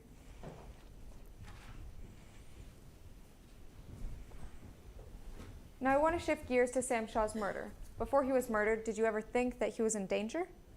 Yes. Can you tell the jury more about this? Well, I knew Sam Shaw received anonymous notes, phone calls, emails. But I later learned that Sam Shaw stormed the Texoma Law School graduation. And when I went to go bail him out of jail the next day, there were bruises all over his arms and legs. But what scared me even more was that he had a visitor in jail the night before. Objection, Your Honor. Information learned through hearsay about the visitor in jail for Sam Shaw. This was learned through Sam Shaw's statement, which is hearsay. Response? Your Honor, pursuant to 804B6, this is a statement against a party that wrongfully caused the declarant's unavailability. Response, Your Honor. You may. I'll respond on both prongs of the exhibit. First of all, I do not believe that sufficient testimony has been shown that Dean Woodward actually did wrongfully cause Sam Shaw's unavailability. That is a highly contested issue, and as this is a criminal trial, my client is presumed innocent, Your Honor. Secondly, another part of the rule that opposing counsel, Ms. Young, did not just cite is that this rule states a statement offered against a party that wrongfully caused unavailability as a witness and did so intending that result. This rule specifically deals with a party that intends to stop a witness from testifying, Your Honor. This rule has been misinterpreted in this case as the prosecution is alleging a different motive for Dean Woodward to have wrongfully caused the declarant Sam Shaw's unavailability. Response? Your Honor, we agreed that this is a disputed fact in today's case, but an undisputed fact is that Woodward directly acquiesced in Sam Shaw's murder when Harelson asked if she was sure that she wanted Sam Shaw dead, and she directly said yes. That was directly acquiescing. I'll overrule the objection. Who was this visitor that paid Sam Shaw a visit? Dean J.K. Woodward. And what did Woodward say to Shaw? Do not get in my way, Shaw, or I will eliminate you. And what did the two of you do next? Nothing. Sam Shaw was murdered weeks later. I pass the witness, Your Honor. Before I begin, Your Honor, might I inquire as to how much time is remaining on cross-examination? You have 5 minutes and 50 seconds. Your Honor, before opposing counsel starts, may I publish Exhibits 3 and 4 to the jury? You may. Thank you.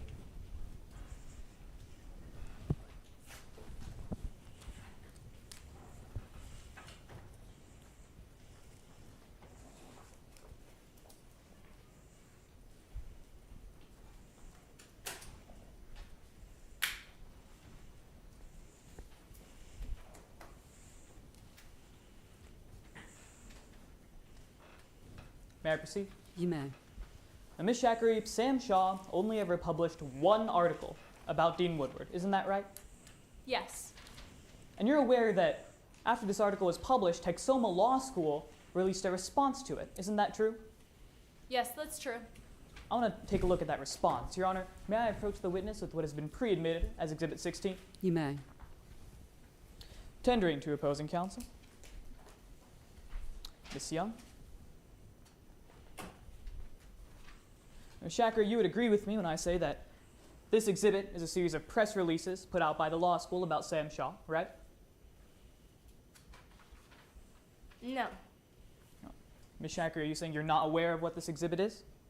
I'm aware of what it is, but it also includes statements about the Texoma Law School and their dean.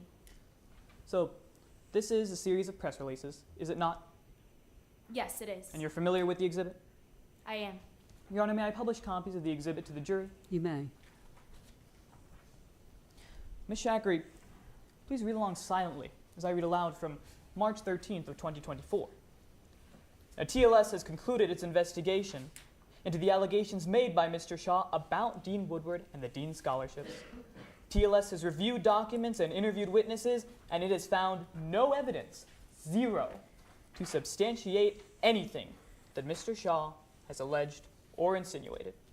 Did I read all that correctly, Ms. Shakri? Yes, he did read that correctly. Shakri, this article exonerated the dean, didn't it? I'm sorry, I don't understand your question. The article claims that Sam Shaw's accusations were baseless, right? No, the article claims that the dean is fine to keep working at TLS, their own school. Ms. Shakri, you remember the press release saying that there's zero evidence to support Mr. Shaw's claims, don't you? An investigation by the Texoma Objection, Law Your Honor. School. The witness is being non-responsive. I'll sustain the objection. Let's listen carefully to the question. Ms. Shakri, when we just read that press release, you remember it said that there was zero evidence to substantiate Mr. Shaw's claims, don't you? Yes. I want to talk about the validity of some of the information in your investigation. Now, when Sam Shaw first approached you with this theory, you were skeptical, weren't you? I was. And you thought he was crazy, didn't you? At the time. And on direct examination, you testified to Exhibit 3, isn't that right? Yes, that's right. How Parents for Future Lawyers members were in that top 10 list? Yes, they were. If I remember correctly, Ms. Shakri, multiple Parents for Future Lawyers members did not win a scholarship, isn't that right? That's right, but some of them did. Let's go back to my question, Ms. Shakri.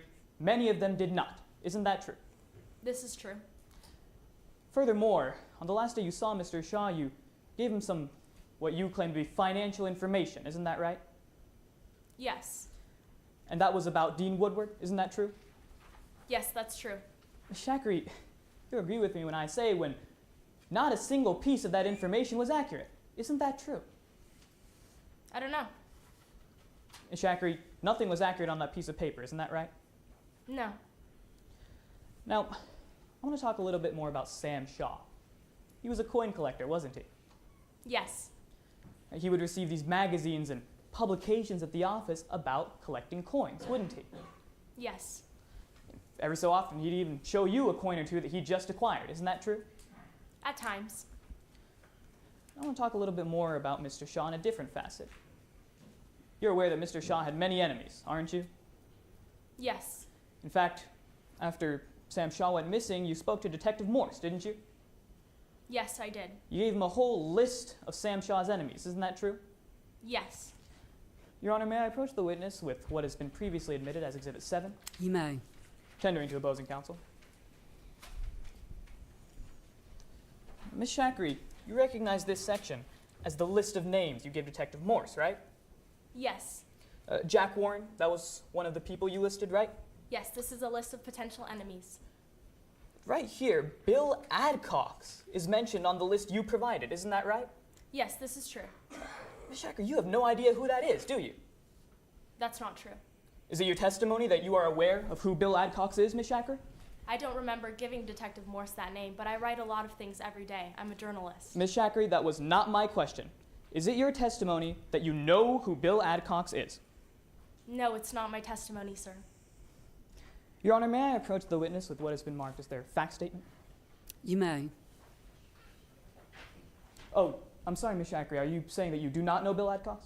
I do not know Bill Adcox. All right.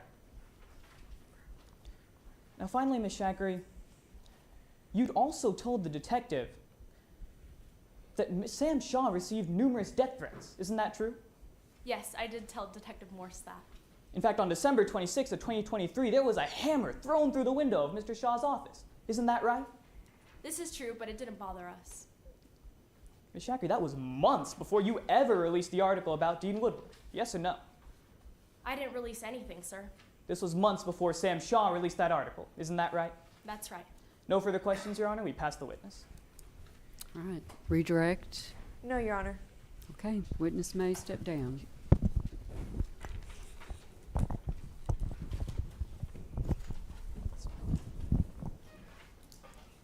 At this time, the state of Texoma has no further witnesses, and we rest our case in chief. All right. Defense. Defense calls J.K. Woodward to the stand, Your Honor.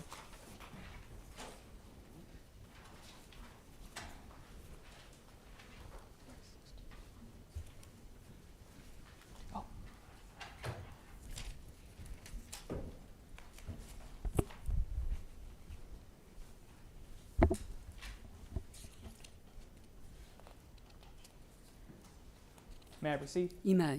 Please introduce yourself to the court. Good evening, everybody. My name is Jennifer K. Woodward, and if I look familiar, well, you just might have seen my campaign ads. Not only am I a former candidate for Texoma Supreme Court, but I'm also a proud West Texoma citizen.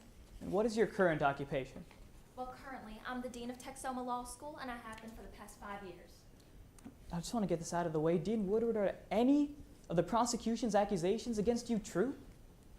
No, absolutely not. And I resent the accusation that I or Texoma Law School would ever be involved in something as unsavory as bribery.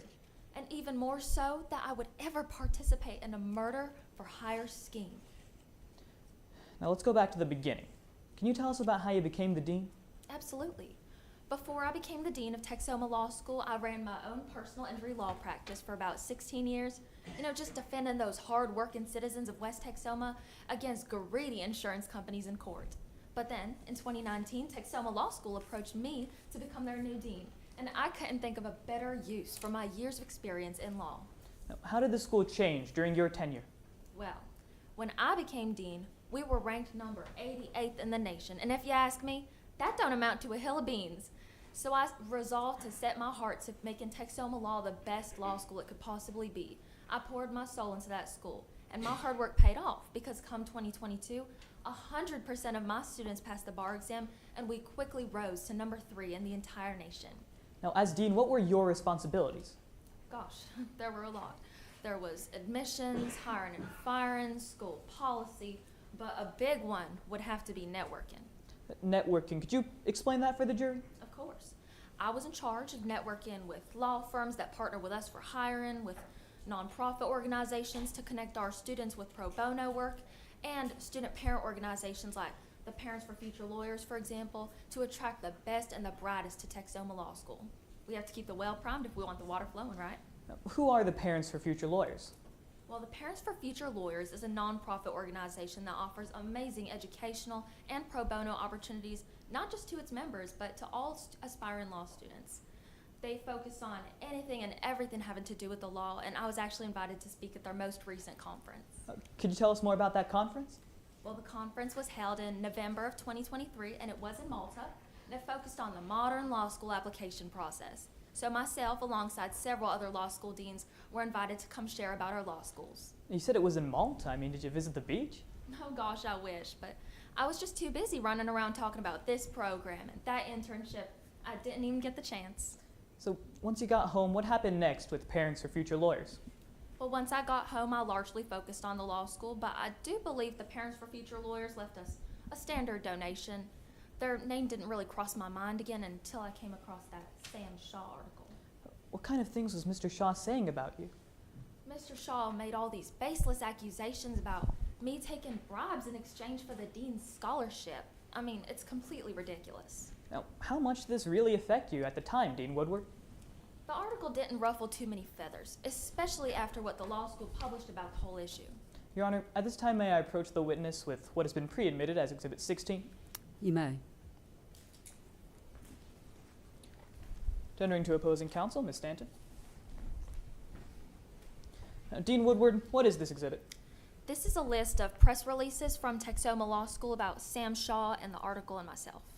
Could you read the release from March 13th for the jury, please? Yes, sir. Texoma Law School has... Objection, Your Honor. This is cumulative. The stipulations have already been read into the record. This exhibit has already been read into the record. It's also been showed to the jury, and it was already read by Mr. Sargor during Ali Shakri's cross-examination. Response? Yes, Your Honor. Now, this exhibit is going to be analyzed in a new context. of the defendant's own thoughts about the exhibit, it is important to understand the defendant's state of mind at this moment in not having any motive. I used this exhibit in Ms. Shakri's cross-examination to analyze the validity of their investigation. I'm using this exhibit now to show that Dean Woodward was not afraid of Sam Shaw. It is being used in a different context and is not cumulative. May I respond, Your Honor? You may. The exhibit still has the same information. I believe Ms. Woodward can testify to her reaction to Exhibit 16 without reading off of it for the 4th time, I believe, into the record. The objection is overruled. Dean Woodward, could you please continue? Yes, sir. Texoma Law School has concluded its investigation into the allegations made by Mr. Shaw about Dean Woodward and the Dean's scholarships. Texoma Law School has reviewed documents and interviewed witnesses, and it has found no evidence, zero, to substantiate anything that Mr. Shaw has alleged or insinuated. Read my lips. No evidence whatsoever. In light of that, Dean Woodward, I want to talk about the Dean's scholarships that were mentioned. Your Honor, may I approach the witness with what has been previously admitted as Exhibit 3? You may. Tendering to opposing counsel, Ms. Stanton. Now, Dean Woodward, I'm showing you Exhibit 3. What is this exhibit? This is a list of our top 10 candidates for the Dean's Scholarship. Your Honor, may the witness step down for demonstrative purposes? She may. May I reposition myself, Your Honor? Yes, you may. Now, Dean Woodward, I want to talk about the 3 winners. Why'd you give Mr. Lee a scholarship? Well, Mr. Lee was a fantastic all-rounder. Not only did he have a stellar GPA and LSAT, but amazing stats and all these essential skill sets for a future lawyer. What about Mr. Falk? Mr. Falk had what we in admissions call a spike. He was the greatest public speaker I had ever seen. I mean, the kid could talk paint off a barn. What about Miss Walker? Miss Walker had an outstanding work ethic.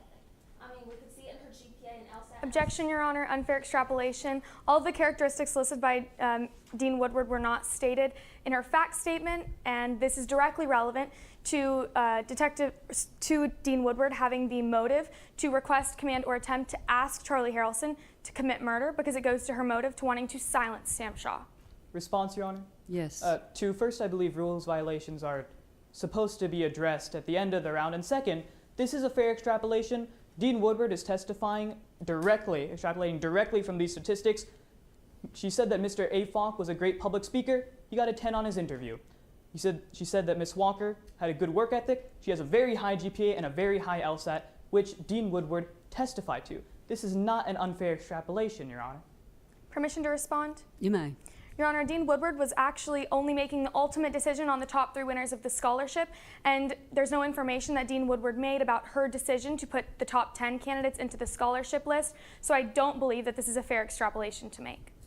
I'll sustain the objection. Move to strike all the information about the characteristics of all the scholarship winners, Your Honor. Your motion to strike is granted. Dean Woodward, why did you have to deny so many people scholarships?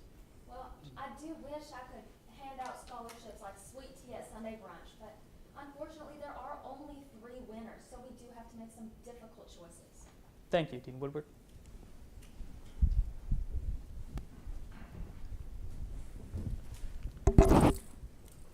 Now, after Mr. Shaw published his article, did you look into him at all? Yes, I did. I hired Mr. Charlie Harelson to do some investigative work for me. I just want to talk a little bit about Charlie Harelson. Why'd you hire him? Well, it's simple. I mean, he was a private investigator, and I wanted to know what Shaw was doing. Did Mr. Shaw continue to publish about you? No, Mr. Shaw never published any more articles about me, and I didn't really think about him again until what he did at graduation. What did Mr. Shaw do at graduation? Well, it's May 4th, and in the middle of our beautiful graduation day ceremony, all of a sudden Sam Shaw comes in tearing through like a tornado in a trailer park, causing a riot. I mean, he completely ruined the ceremony, and he had to be arrested by security. What did you do after that? Well, the next day, I met with Charlie Harelson about Sam Shaw. What was discussed during that meeting? The night of graduation, I had met with Sam Shaw in jail in order to understand why he was doing this to me, and the way he was behaving was just belligerent. I mean, if he was willing to attack me in front of all of those people at graduation, who knows where it would be next? At home, around my children? So I met with Charlie Harelson to ask if he would serve as a bodyguard because I was afraid for my life. Did you ask Charlie Harelson to do anything else? No, we only discussed him being a bodyguard and nothing else. Now, Dean Woodward, when did you next meet with Mr. Harelson? I knew he was working on campus, so he was around, but I didn't see him or speak to him or anything after that day. So when was the next time you heard his name? It would have to be when I was arrested. What happened that day? Well, it's the middle of June, and I was just checking the law school rankings when all of a sudden Detective Morse comes in, banging on my door, and he's asking me all these questions, and he asks me if I know Charlie Harelson, and in the moment I said that I didn't. Why? Well, I have a reputation to uphold in Texoma, and I had just seen on the news that Charlie Harelson was arrested for that Musée d'Orso robbery, and I didn't want to associate myself with a criminal. So before I realized how serious it was, I said I didn't know him. But as soon as I realized it was a legal question, I corrected myself, and I made sure that the detective knew the truth. And what had you been charged with, Dean Woodward? Solicitation of murder. They think that I paid Harelson to kill Sam Shaw. Well, in light of that, I want to talk about your finances. Were you here earlier when Mr. Harelson testified? Yes, sir, I was. And what did he say about you paying him for murder? He says that I gave him 2 checks for $20,000 total, and then $30,000 in cash. Now, starting with the checks, did you give those to him? Yes, I did, but those were for 2 months of private security investigative work at $10,000 each. What about that $30,000 in cash? That I did not give him, and I didn't even have it. At the time that he says I paid him, I had less than $8,000 liquid, which is nowhere near the $30,000 he says that I paid him. No further questions, Your Honor? We pass the witness. Cross-examination. Yes, Your Honor.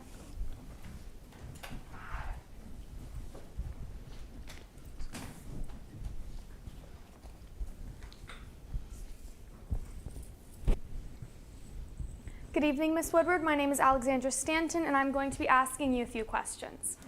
First, I want to talk about the article that Sam Shaw wrote about you. You claimed in your direct examination with Mr. Sargor that when Sam Shaw wrote this article, it didn't ruffle many feathers, right? That's right. After TLS published its press releases. Objection, Your Honor, non-responsive after that's right. Response, Your Honor.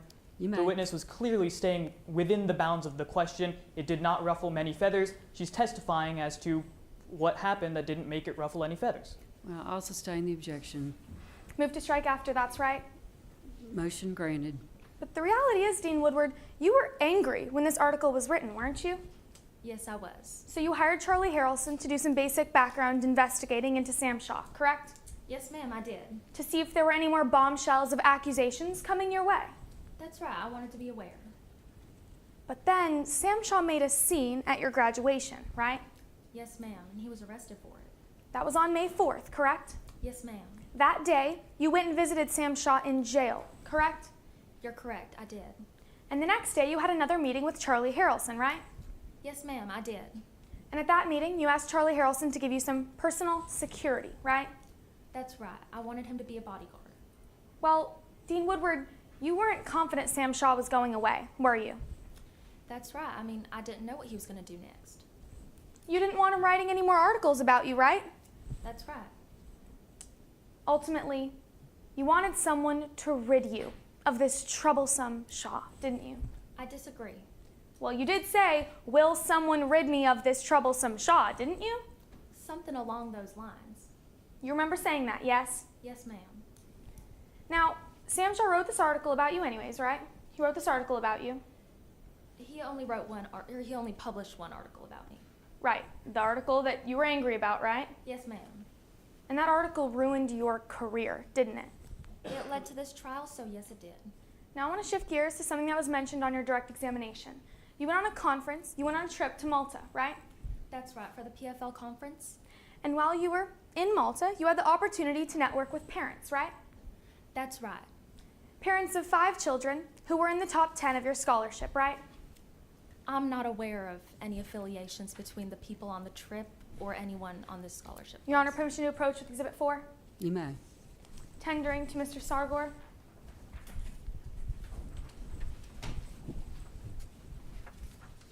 You have Exhibit 3 in front of you? Yes, ma'am.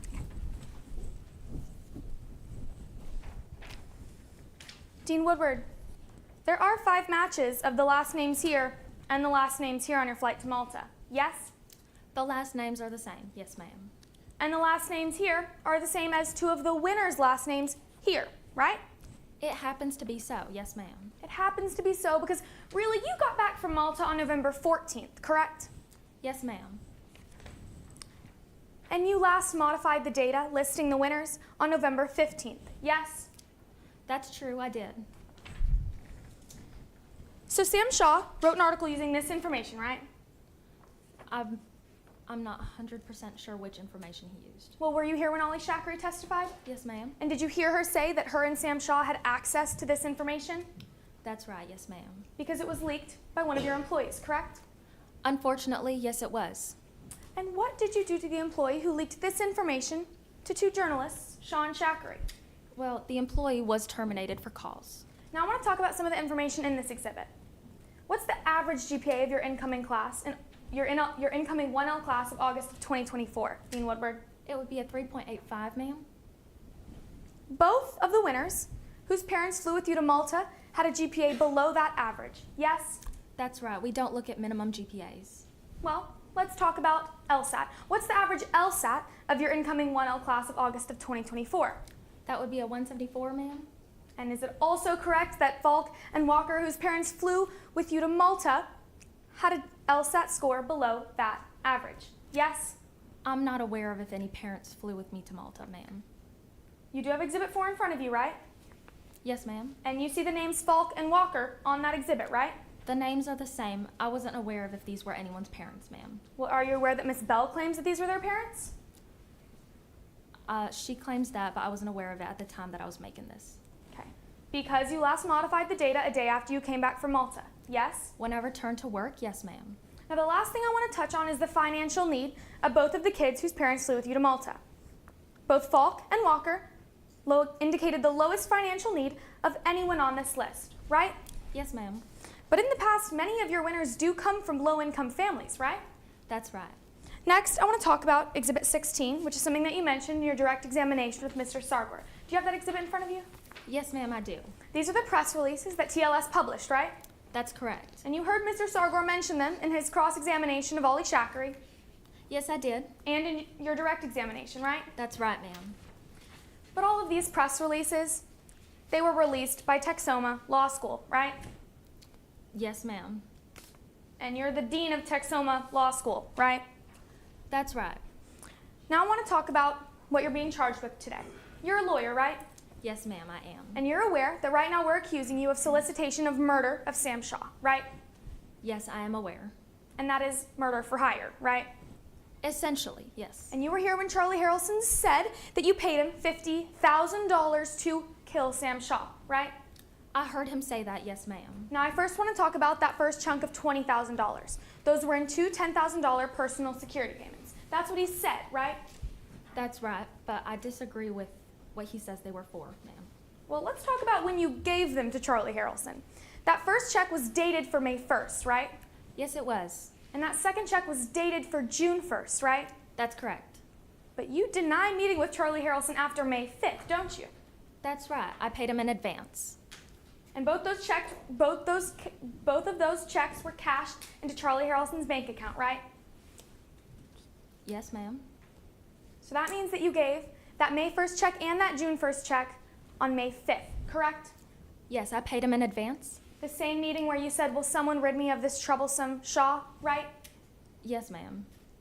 And that was before Sam Shaw was killed, right? I'm now aware of that fact. Yes, ma'am. Now I want to talk about the $30,000 in cash. You're aware of your cash withdrawals, you're aware that your cash withdrawals from the last 2 years have been stipulated, right? Yes, ma'am. You withdrew $10,000 on March 12th of last year, right? You're correct. Yes, ma'am.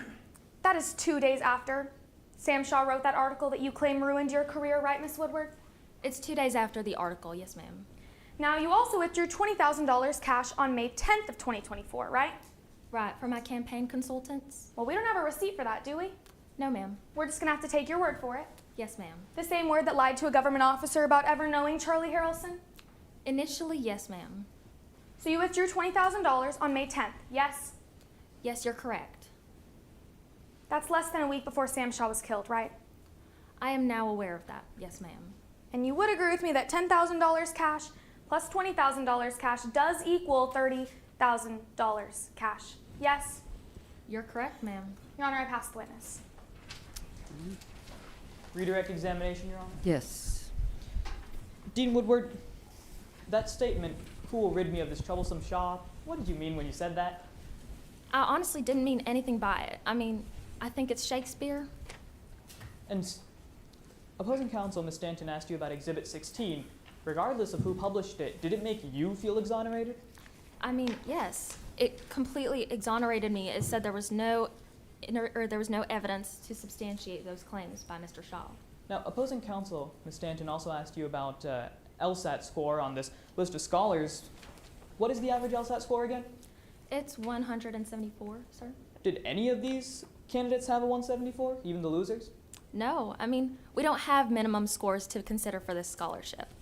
And opposing counsel, Ms. Stanton, also asked you about matches between those names. So tell me, Dean Woodward, did any of those matches also lose on the scholarship? Yes, plenty of them also lost. Now, finally, Ms. Stanton referenced a statement you made about ruining your career. What did you mean by that? Well, that article led to this trial today, which has had an impact on my career. But the article itself was proven to be false. So would you say it's more the article at the time or the trial now that has affected your career? Absolutely the trial right now. No further questions, Your Honor. We've passed the witness. Recross. Yes, Your Honor.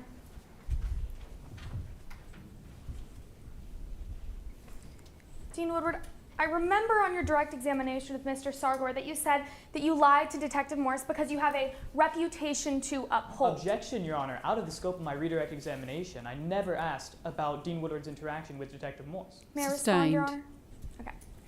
Now I want to talk about the Exhibit 16, okay? All right. You were interrogated by Detective Morse on June 4th of 2024, right? That's right. Yes, ma'am. And that was after these 3 press releases had been published, right? Yes, you're correct. The press releases that you claim exonerated you, right? They did exonerate me, yes, ma'am. Your Honor, I pass the witness. All right, the witness may step down. Thank you.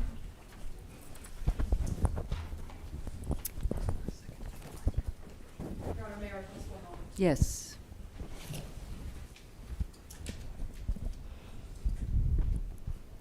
Your Honor, the defense calls Ms. Isabel to the stand.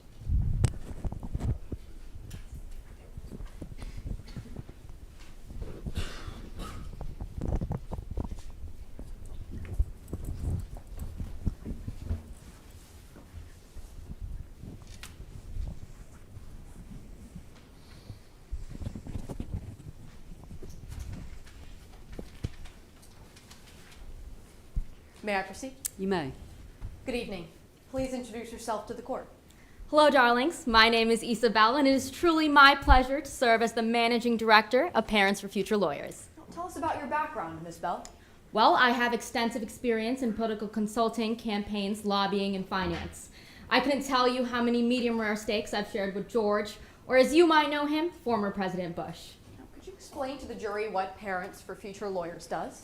Here at Parents for Future Lawyers, we aim to serve as the bridge, guiding aspiring lawyers towards bright and successful futures at prestigious law schools. And how does your organization accomplish this mission? To accomplish this, we use our funds to provide LSAT lessons, tutors, scholarships, and we even host global seminars that rival the G20 that anyone can attend. And what are your responsibilities as Managing Director of Parents for Future Lawyers? Apart from managing our organization, I also oversee our financial operations. Now, Ms. Bell, I'd like to ask about your relationship to the defendant. How do you know Dean Woodward? Here at Parents for Future Lawyers, we track law school performance metrics, and I took note of Dean Woodward and Texoma Law School after they catapulted in rankings in January, propelled by an impeccable bar exam success rate. Did you ever become acquainted with Dean Woodward? Yes, in recognition of her performance, I called Dean Woodward in July 2023 to congratulate her and to also invite her to join us as a speaker for a conference in November in Malta. Now, Ms. Bell, was Dean Woodward the only high-profile attendee at this conference? Not at all. We fly out many deans, judges, and justices from across the nation. I mean, I know deans that would die to attend. Now, moving on, Ms. Bell. Were you present in court today when the prosecution delivered their case in chief? Yes, I was. Did you hear Charlie Harelson testify at a meeting with Dean Woodward on May 18th? Yes, but this is not true. Ms. Bell, can you tell the jury, why is this not true? I was with Dean Woodward on May 18th, and we were attending a dinner that started around 7:30 p.m. and ended around 11 p.m., and I never once saw Charlie Harelson that entire night. Did you hear Charlie Harelson testify to having any other meetings with Dean Woodward? Yes, he claims to have met with Dean Woodward on June 4th, but this also couldn't have happened. And why is that? Well, I was with Dean Woodward on June 4th for a celebratory party for her campaign, and again, I never once saw Charlie Harelson that entire day. Now, Ms. Bell, I'd like to talk about the other accusations the prosecution has made. Did you hear the prosecution accuse Dean Woodward and parents for future lawyers of bribery? Yes. That man, Sam Shaw, wrote an article accusing parents for future lawyers of bribing Dean Woodward for scholarships. Hold on, Ms. Bell. Sam Shaw wrote an article defaming you, but did Mr. Shaw ever bother contacting you? Not once. The audacity. So, Ms. Bell, are these accusations true? Absolutely not. Why? Well, arranging travel for conference speakers is routine, and Dean Woodward was certainly no exception. The scholarship recipients, all exemplary students, stood on their own merits and I believe would never require any form of inducement. Now, were you ever contacted after the conference? Yes, I was contacted by the Texoma Law School regarding the details of the conference, and I provided all the necessary ones. This allowed them to conclude that Dean Woodward's actions were completely above reproach, with no evidence supporting that man's allegations. Your Honor, may I approach the witness with what has been pre-admitted as Exhibit 16? You may. Tendering to Ms. Young for identification purposes. Ms. Bell, I've just handed you Exhibit 16. What is this? These are the press releases by the Texoma Law School regarding Dean Woodward. Now, looking at these press releases, did anything ever surface from these allegations? No, as you can see here where it says March 13, 2024, it states, Dean Woodward's attendance at the Malta trip hosted by the parents of future lawyer violated no policy or guideline of TLS. Thank you, Ms. Bell. Now, I just want to talk a little more about the Malta conference and the allegations. Your Honor, may I approach the witness with what has been previously admitted as Exhibit 3? You may. Tendering to Ms. Young for identification purposes. Ms. Bell, I've just handed you Exhibit 3. Do you recognize that? Yes, this is the list of the candidates for the Dean Scholarship. Now, Sam Shaw and Ollie Shakri mentioned that students whose parents were at your conference were then awarded Dean scholarships. But, Ms. Bell, were all 3 scholarship winners members of Parents for Future Lawyers? Not at all. Look at the first place winner, Mr. Lee. I have no idea who the student even is. Let's talk about the other students. Do you know Mr. Cole here? Yes, I do. His parents are members, and they were also at our conference. Did Cole win a scholarship? He did not win a scholarship. What about Miss Kiefer? Do you know her?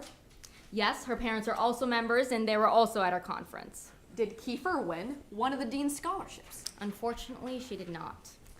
No, Miss Bell, could you tell us what happened after the conference? We decided to make a donation of $500,000 to Texoma Law School because we saw the work it was doing to support its students, and we wanted to encourage that. Did any of this donation go to Dean Woodward? No, this donation was made to specifically fund the law school. Did Parents for Future Lawyers donate any cause to Dean Woodward? Yes, we made a standard donation of $300,000 to Dean Woodward's campaign. As the financial manager of Dean Woodward's campaign, it was important to raise funds at the home stretch of the election. I want to be clear, Ms. Bell. Did Dean Woodward have any access to that campaign fund? No, this fund was managed exclusively by me. Finally, Ms. Bell, why did Parents for Future Lawyers decide to donate to Dean Woodward's campaign? We care about the quality of our judiciary, and I believe that Dean Woodward was perfect for this position, as I still do. I mean, who wouldn't support the modern-day John Marshall of our generation? Thank you, Ms. Bell. No further questions, Your Honor. I pass the witness. Cross-examination. Yes, Your Honor.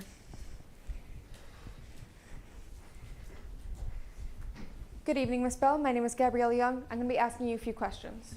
First, I want to talk to you about how you use the Parents for Future Lawyers money. The PFL hosted a conference, right? We did host a conference in Malta, that's correct. Right, where they flew people from Texoma to Malta and back to Texoma, right? Yes, we did provide the flights. But I want to talk to you about the flight that you were on. Do you have a copy of Exhibit 4 up there with you? I do, yes. No. On the flight from Malta back to Texoma, there are 15 people, right? Yes, there are. 2 were pilots, right? That's correct. 1 was a flight attendant.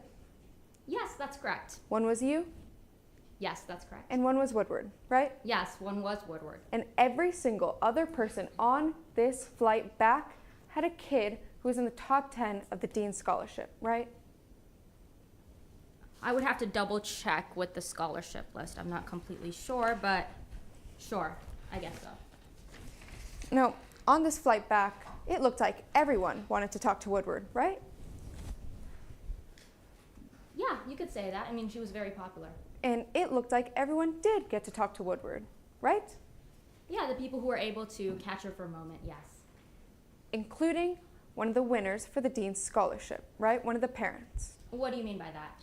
Well, you specifically remember the parents of Dee Walker talking to Woodward on the flight back for hours, don't you? Yeah, I believe that they were seated next to Dean Woodward. But this wasn't the end of your relationship with Woodward, was it? What do you mean by that? Well, you made a donation, the PFL made a donation of $500,000 to the Texoma Law School, right? Yes, we made it to Texoma Law School, not Dean Woodward. Right, you say this wasn't to Dean Woodward, but this was Woodward's law school, right? It was the law school that she was the dean of, but I wouldn't call it her law school. She was the dean, right, Miss Bell? She was the dean, yes. Now, this donation was a gesture of goodwill, right? Yes, we wanted to support the students at the law school. Because of the article that Sam Shaw wrote, right, Miss Bell? Yes, we could see it caused some distress, so it did The play a part. article that just so happened to be about the flight that Woodward took with your organization, right, Miss Bell? Are you talking about the bribes? Miss Bell, the article that Sam Shaw wrote was about the flight that Woodward took with your organization, right?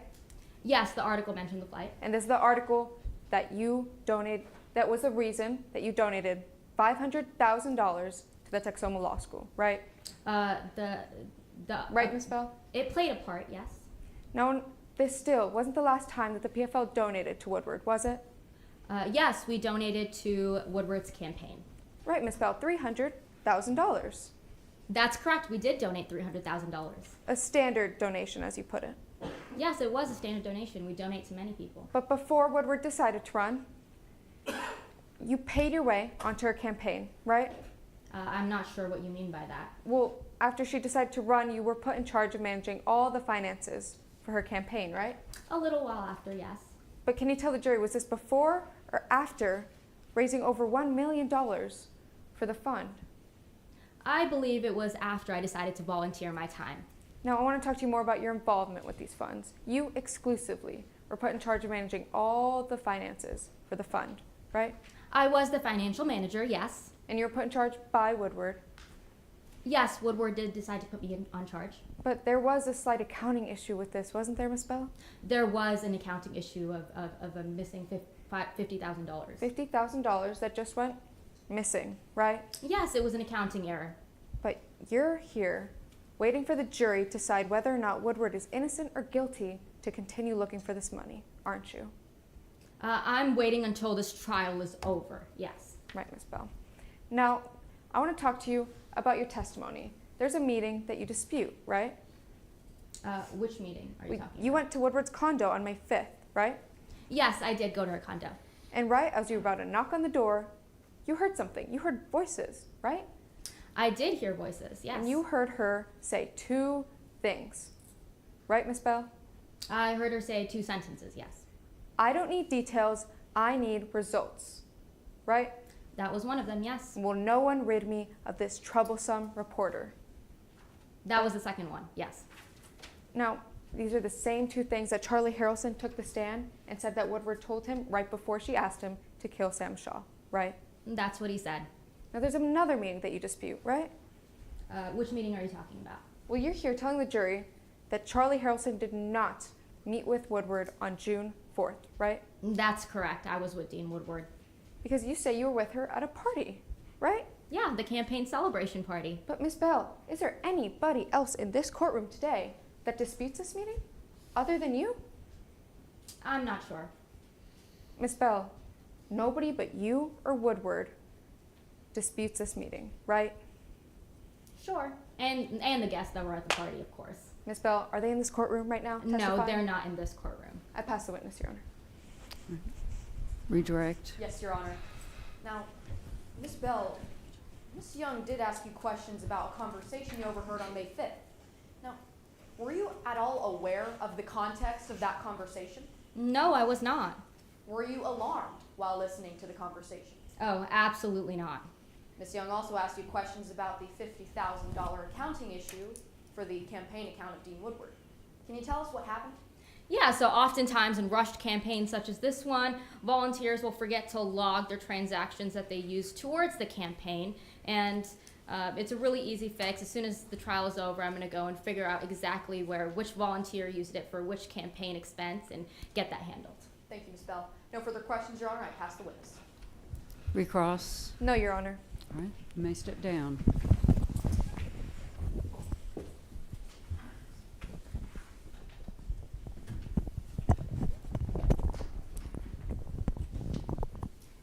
Your Honor, the defense calls Cadence Whimo to the stand.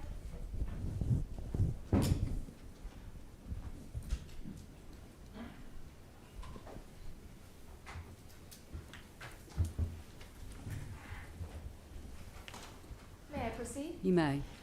Good evening. Please introduce yourself to the court. Good evening, y'all. My name is Cadence Whimo. I'm a proud born and bred Texoman, and I've got a badge for a heart. Mr. Whimo, how are you related to the case today?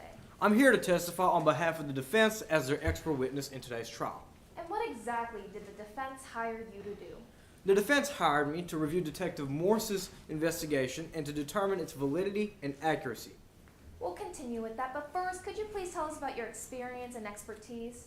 I'm currently retired, but I do run a side job in business as an expert witness consultant in trials such as this one. And before you retired, where did you work? I was a senior detective at the New Yarborough Police Department for over 30 years. And what type of cases did you investigate at the New Yarborough Police Department? Oh, everything to do with murder. So gang killings, serial killings, murder for hires. I've dealt with 125 cases and I've seen it all. Mr. Whimo, are you being paid for your services today? I am. Like I said, I am running a business, so I've been paid $92,500 aggregate, and that includes a retainer fee, analysis fees, and testimony fees. These are all standard rates in my field of expertise. Now, you just stated you were hired to review Detective Morse's investigation. Did you come to an opinion? I did. What is that opinion? Detective Morse and the Texoma Police Department ran a compromised and shabby investigation due to 3 key points. Number 1, Detective Morse and the TPD were under overwhelming outside pressure, which led to key mistakes being made. Number 2, they failed to realize that this wasn't a premeditated murder. And number 3, they are taking the words of a lying murderer to come to their conclusions today. Now, you mentioned outside pressure, but how did you know about this? I reviewed the media response to the investigation at hand today and was able to determine the pressure that Detective Morse was under. And how did this pressure affect Detective Morse's investigation? Quite frankly, it was rushed. I mean, for one, Detective Morse only kept a single page of notes, highly inadequate for a homicide of this nature. And secondly, it is very evident that Detective Morse only went looking for evidence that fit his predetermined conclusions, that this was a premeditated murder. A premeditated murder? Could you give us an example of one? Well, it would be what the prosecution is alleging, a hitman being hired to commit a pre-planned murder. Now, could you give us an example of a non-premeditated murder? It would be, for example, a burglar sneaking around in someone's house, and then, no! The homeowner shows up. So they start getting scared. They get panicked. They don't know what to do, and then bam! They hit the homeowner right over the head, completely unplanned. Now, does the facts of this case show that this was a premeditated murder? Oh, absolutely not. This was not a premeditated murder. Then what was it? The most plausible explanation was that this was a burglary gone wrong. Harelson was in there to steal Shaw's coins, got spooked when Shaw showed up early, and then killed him on the spot. Now, what were the signs that led you to this? There were 3 key signs. Number 1, Harelson spent too much time in the lake house. Number 2, he didn't act like a hired killer. And number 3, well, he stole the coins. I'd actually like to talk about the second point first. What do you mean Harelson didn't behave like a hired killer?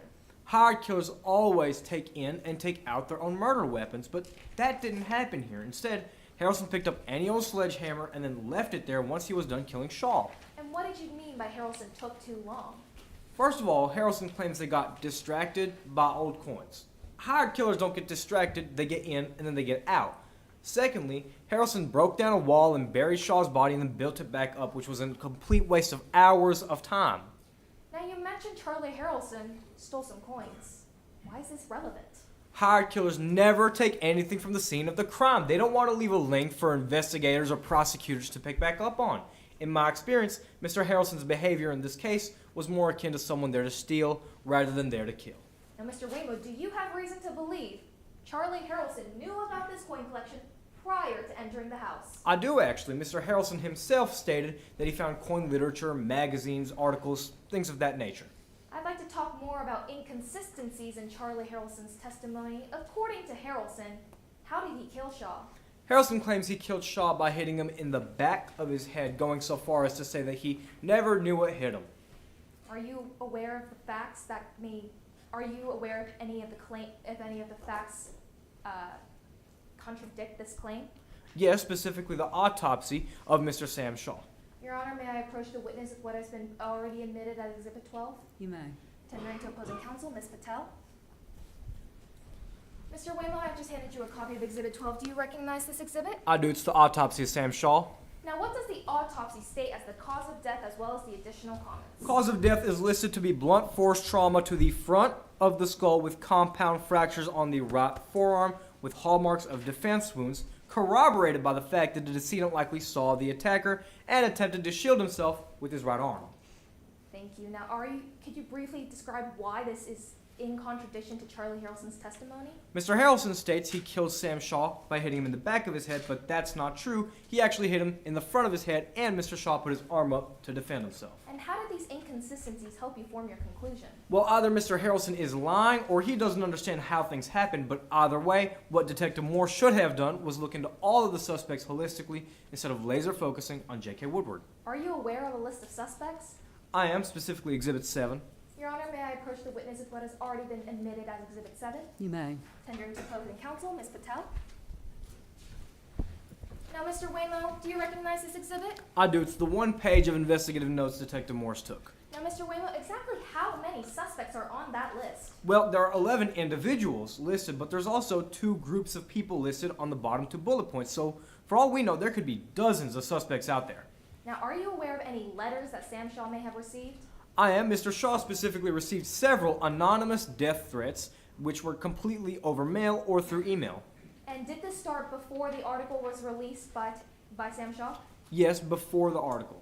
Now, on that suspect list is Bill Adcox. Were you in court when Ollie Shakri testified? I was. Did you hear her say that she didn't know who this was? No, she didn't know who that was. So where did Detective Morse get this name from? Well, he made it up, from what I presume. Thank you, Your Honor. We pass the witness.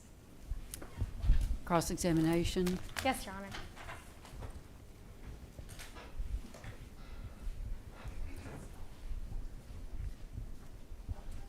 Good evening, Mr. Whimo. My name is Naisha Patel, and I'm going to be asking you a couple of questions today, okay? Good evening. Now, you mentioned in your direct examination with Ms. Hahn that a hired killer always brings their murder weapon in and out, right? That's correct. Well, that's not true, right? In my experience, that is true. Well, is that your testimony today, that you've always seen a hired killer go in and out with a murder weapon? I've seen one case of that not happening due to extenuating circumstances. So you have seen someone leave the murder weapon at the crime scene, right? Yes, because... I'm sorry, could you repeat the question? You have seen someone leave the murder weapon at the crime scene, correct? No, I've seen someone not use the weapon they took into the crime scene. Is that your testimony today? Yes. Your Honor, may I approach the witness with their witness statement? You may. Tendering to opposing counsel.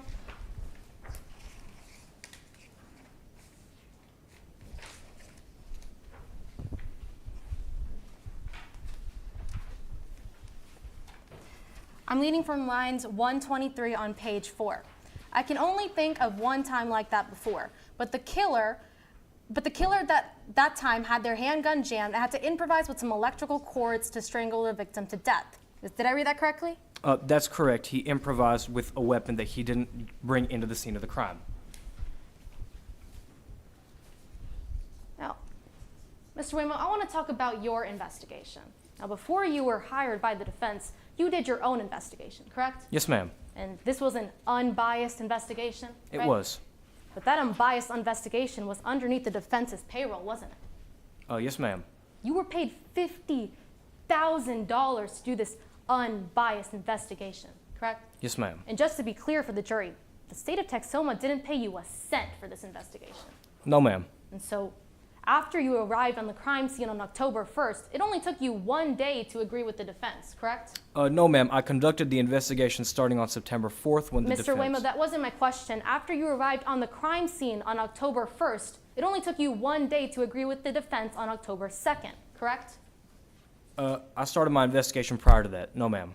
Mr. Whimo, you arrived on the crime scene on October 1st, correct? Yes, ma'am. And you agreed with the defense on October 2nd, correct? Chronologically, yes. And after you were retained by the defense, they agreed to pay you your standard rate of $850 an hour, correct? For my analysis, that's correct. And they agreed to pay you $2,500 to testify today, correct? That's correct. And so in total, you've been paid $92,500 by the defense, right? Yes, ma'am. Okay, so let's talk about your investigation.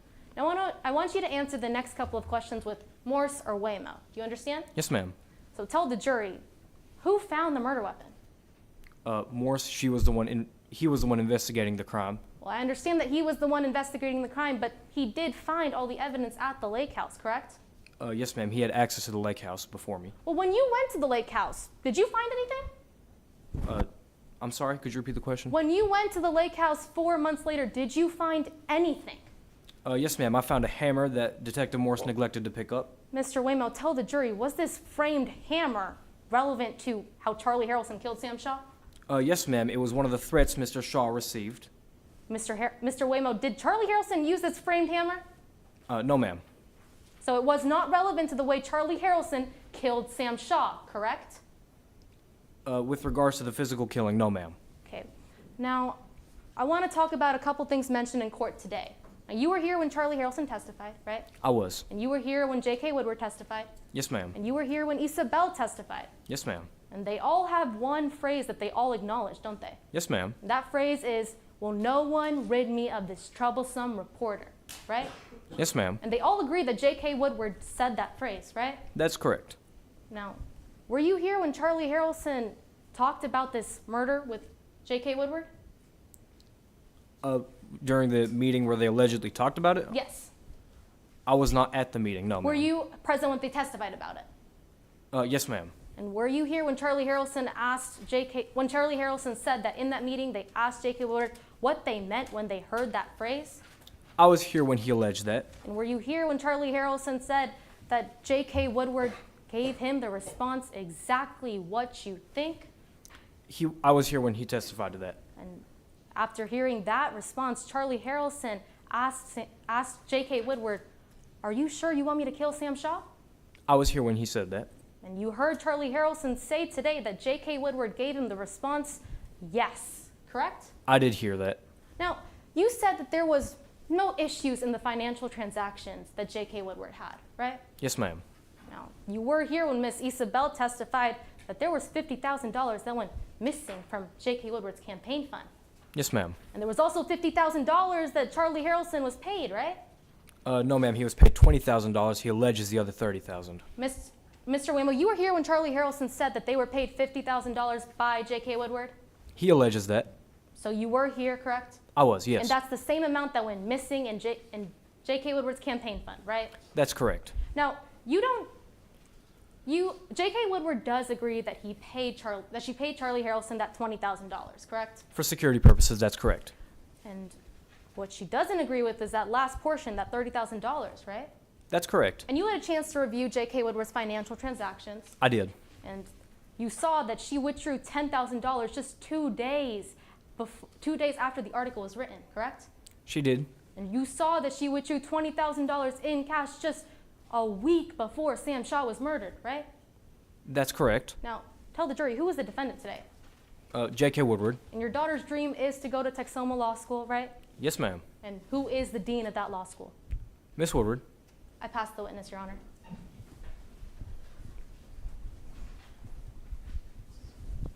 Before I proceed, may I inquire as to how much time I have for redirect examination? Yes. You have 1 minute and 40 seconds.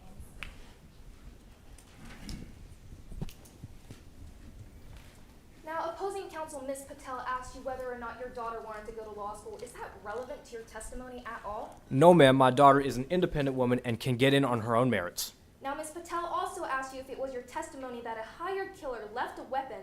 Is that what you actually said in your affidavit? No, ma'am, I was referring to the fact that she improvised, the hired killer improvised. Yeah, in that instant, what did the hired killer do? He used electrical cords because his gun jammed. Now, when did you start investigating this case? September 4th, when the defense contacted me. And when did you sign on to the case with the defense? October 2nd. Now, Mr. Whimo, are you disputing the fact that Endeavor Morse caught Charlie Harelson? No, ma'am. Are you disputing the fact that Charlie Harelson is the killer? Not at all, ma'am. Could you tell the jury what exactly it is that you are disputing? I'm disputing the fact that J.K. Woodward somehow hired Mr. Harelson to commit this murder. And what were the signs that led you to this? There are 3 key signs. Mr. Harelson didn't act like a hired killer. He spent too much time in the lake house, and he stole those coins. Thank you, Your Honor. We pass the witness. All right. Recross. No, Your Honor. You may step down. Yes, ma'am. Thank you. Defense rest. Defense rest, Your Honor. All right, both sides close. Take a moment before closing argument. Understood, Your Honor.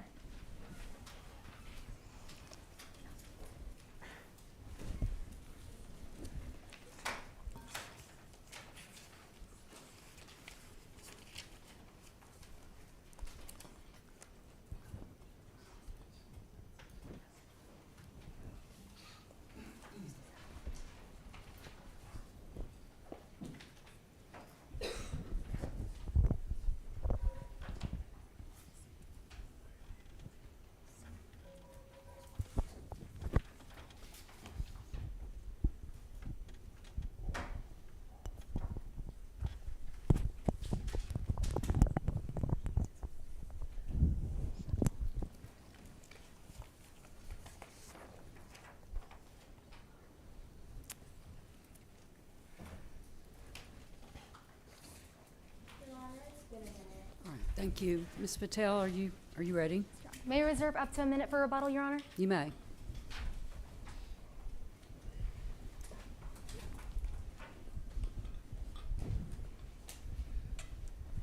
Your Honor, opposing counsel, ladies and gentlemen of the jury, don't let J.K. Woodward get away with murder.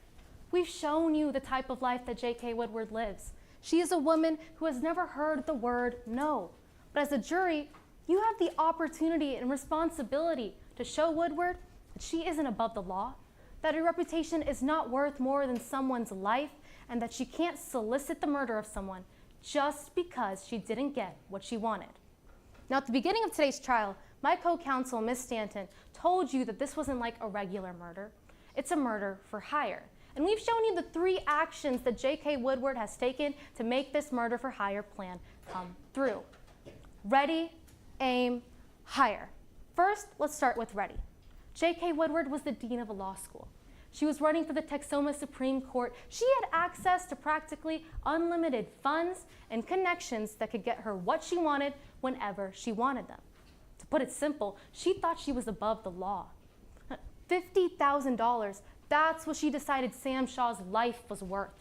There was another $50,000 that we mentioned today in court. The $50,000 that the defense claims just so happened to went missing from J.K. Woodward's campaign fund. We showed you that wasn't an accident or a coincidence, but it was a cover-up because that campaign fund was run by none other than J.K. Woodward's co-conspirator, Isabel. Now, we've shown you today that J.K. Woodward is guilty for the solicitation of murder of Sam Shaw because of the fact that J.K. Woodward tried to aim at Sam Shaw. Now, J.K. Woodward had built herself this tall tower, towering, admired, polished, but she knew that one well-aimed stone could knock that tower down completely. So when Sam Shaw wrote the teaser for the article that she thought was going to ruin her career, she didn't file a lawsuit. She didn't publicly deny any of the accusations from that article. She didn't even hire a lawyer. Instead, she did what she always does. She tried to buy her way out. But you can stop this pattern from happening because we showed you what Shaw and Shakri wanted to expose. These two pieces of paper that exposed the blatant corruption within the scholarship and its connection to the PFL. And if Woodward had it her way, we would have no access to them at all. And that's why she hired Charlie Harelson to kill Sam Shaw. She knew what she was doing. She always does. You heard it today. Resolve, eliminate, rid. Those are the words she used when referring to Sam Shaw. And when Charlie Harelson heard those words, he asked her, "What do you mean?" And she told him exactly what you think. And then just to make sure that she wanted him to kill Sam Shaw, he asked her, "Are you sure you want me to kill Sam Shaw?" She gave him the chilling confirmation, yes. Members of the jury, J.K. Woodward knew what she was doing when she made Charlie Harelson's title from security to chief resolution officer. And when caught, she decided to lie to Detective Morse about knowing who Charlie Harelson was. Now, we've shown you that this is a murder for hire. And as the prosecution, we bear the burden of proof today, which means we bear the burden of proving to you beyond a reasonable doubt 3 elements: that J.K. Woodward commanded, attempted, or requested to hire Charlie Harelson in the state of Texoma to kill Sam Shaw in the exchange of money or for the promise of money. Now, we have removed all reasonable doubt today, and you can answer without an uncertainty that J.K. Woodward is guilty. Thank you. Your Honor, before I proceed with defense closing, may I have permission to set upon admitted exhibits on the bar? You may. Excuse me, you may. Tendering to opposing counsel, Nisha Patel.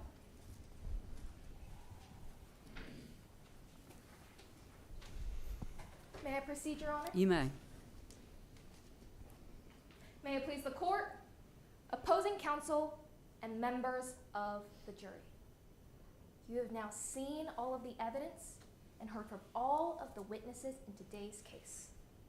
Today, the prosecution had a very heavy burden. They had to prove to you, beyond a reasonable doubt, that my client, Dean Jennifer K. Woodward, was guilty of criminal solicitation of murder. But they haven't even come close.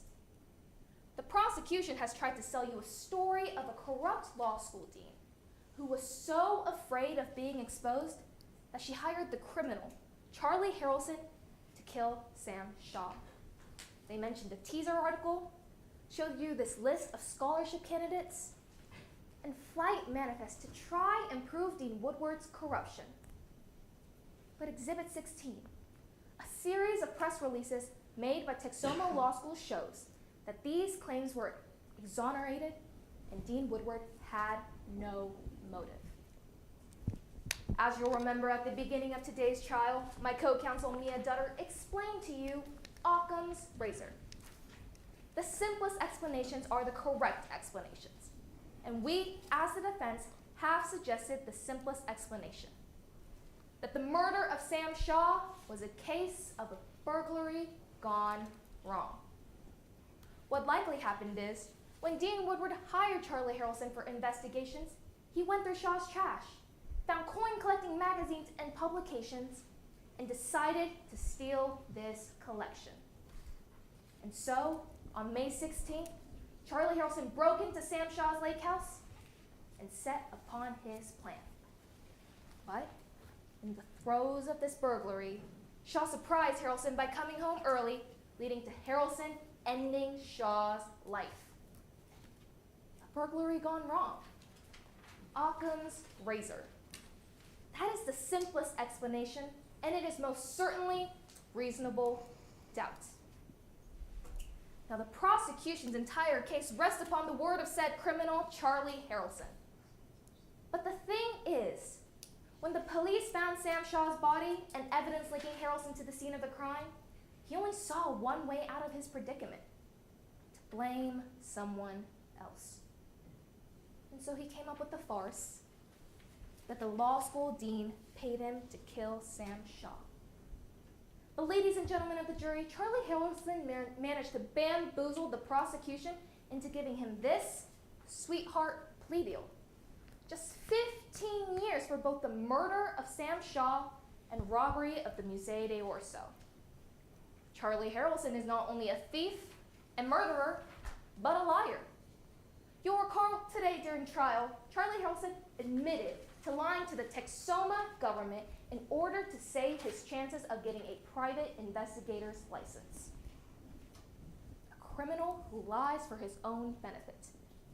That is who Charlie Harelson is, and that is who the prosecution is expecting you to believe. But I think the prosecution's avoiding something, don't you? Charlie Harelson's overwhelming bias. But you, the jury, can't. So we brought forth expert witness Cadence Whimo, who testified that the crime scene had none of the signs of a premeditated murder, rather all of the signs of a burglary gone wrong.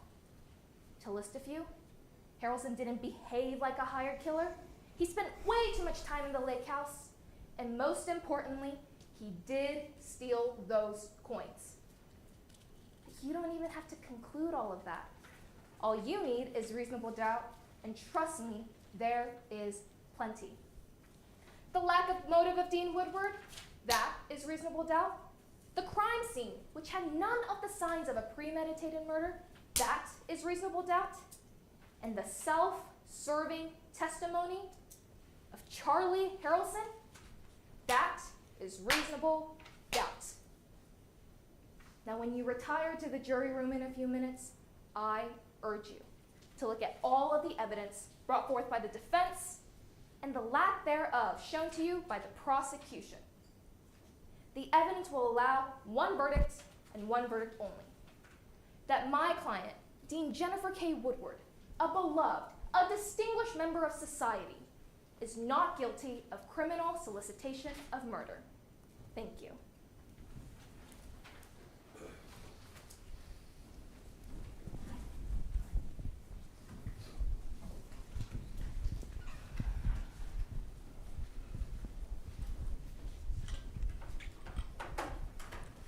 Now, Ms. Hahn just told you that the simplest explanation is usually the correct one. But you're not here today to rely on the simplest explanation. You're here today to rely on the evidence. And what the evidence shows you is that J.K. Woodward asked Charlie Harelson to kill Sam Shaw, and she made a promise of money to Charlie Harelson. Both happened on May 5th. You heard the conversation between Charlie Harelson and J.K. Woodward, and she doesn't deny the fact that she said, "Will no one rid me of this troublesome Shaw?" You also heard that there was 2 checks given to Shaw on May 5th. One of them post-dated for June 1st. Now that's a promise of money. Members of the jury, J.K. Woodward is guilty for the solicitation of Sam Shaw. Thank you. All right. Let's give both teams a round of applause.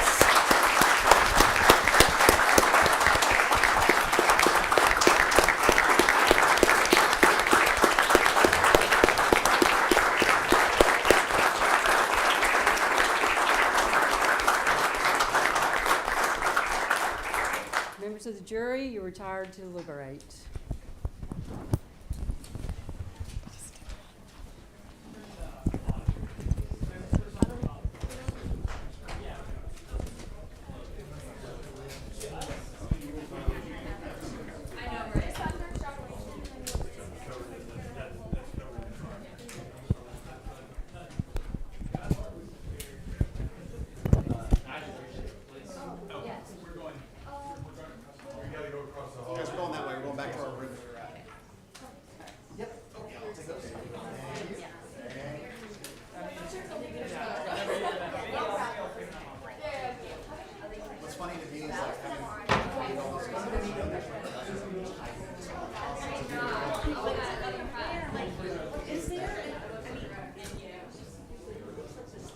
Yes, yes.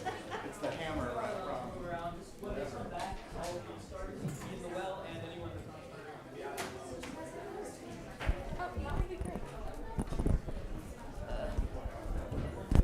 Let me turn it off.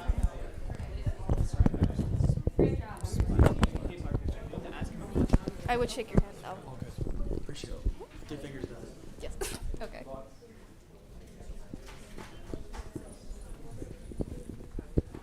Hey there. I would would like to return these.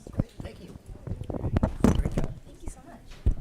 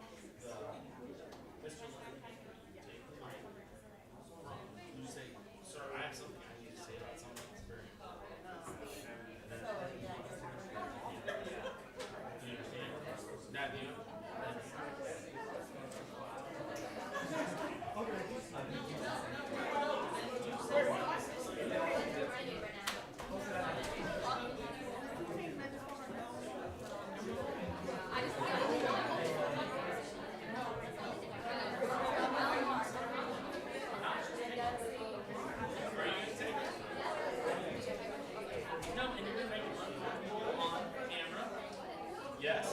Yes.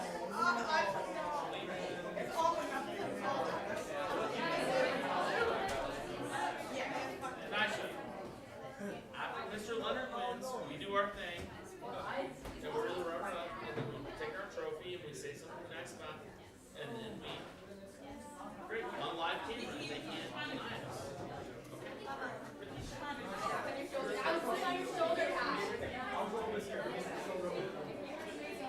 You guys won. The word on the evil one.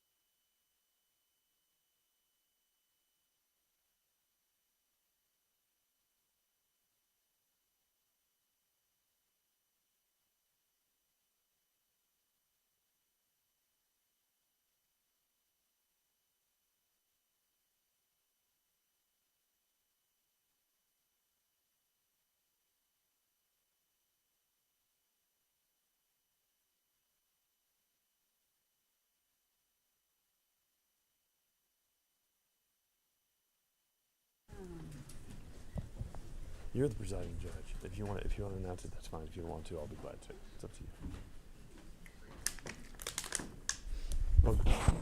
Okay. So going up there, and then I'll hand this to you. You can just hold it.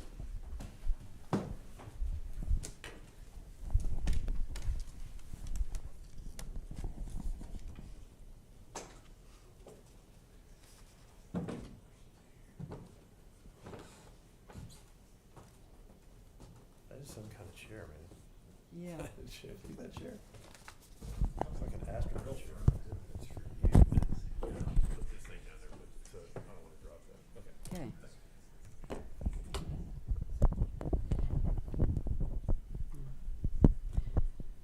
Okay, please be seated.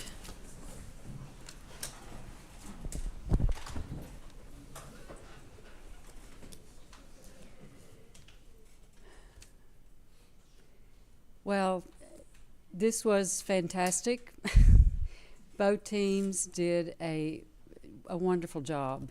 As I've been judging mock trial since the 80s, and am a past mock trial chair of the committee, co-chair along with Steve Gwynn, and have judged the final round of the state mock trial competition for many years. So both of you, and the parents, the coaches, you did an incredible job. And I want to introduce the members of our jury. If you would please stand, Red Dog, if you want to start on the front row. Most of these folks have heard from me before, but I'm Ralphie Red Dog Jones, trial lawyer. Thank you. You're great.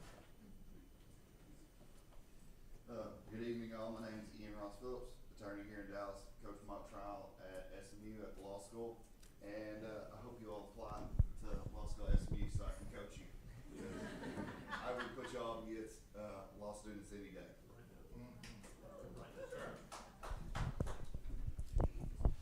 I'm Vinny Wald. I'm the judicial clerkship coordinator at UT, and I hope you all apply to the University of Texas.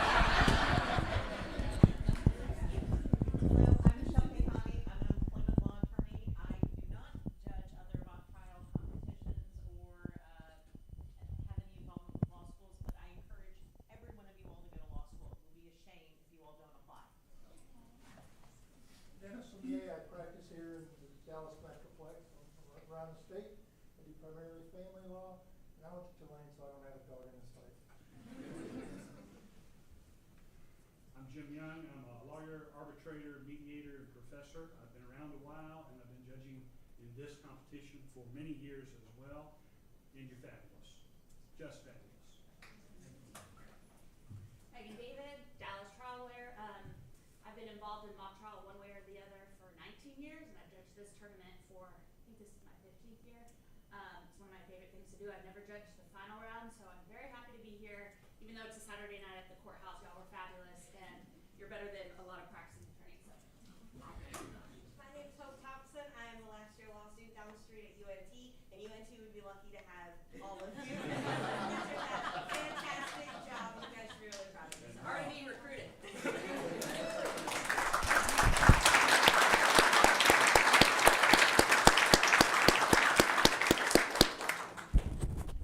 All right, going to announce our winners. Is this on? Can you? That's going into the video. I don't know about that one, but that is. I don't know if you can turn this one on, but that's in the video. That's why we have that one. Okay. They give a thumbs up in the back. All right, we have 2 third-place winners, Plano West and Barefoot Sanders Law Magnet.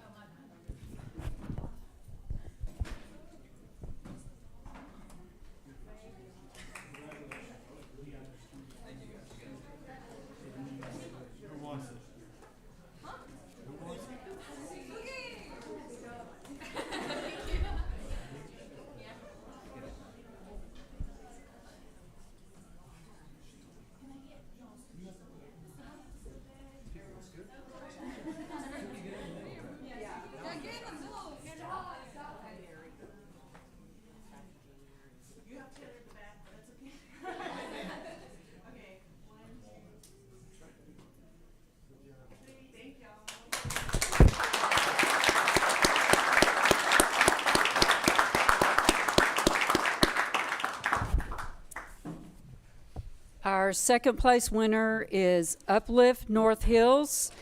This is their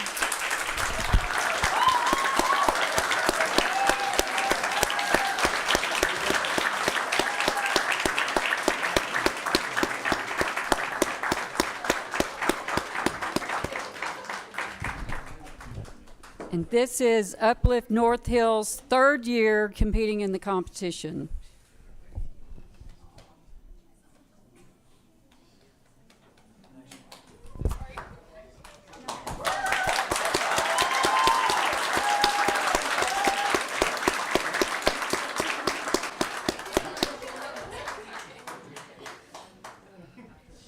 They have something to say into the microphone, so. Okay. I think that's. Now, there is someone very important that made this happen for us, and we wouldn't have been here without him. We really looked forward to his kindness and support throughout the season, and he is the best mock trial coach ever seen in Texas history. Mr. Gameros, could you please join us up here?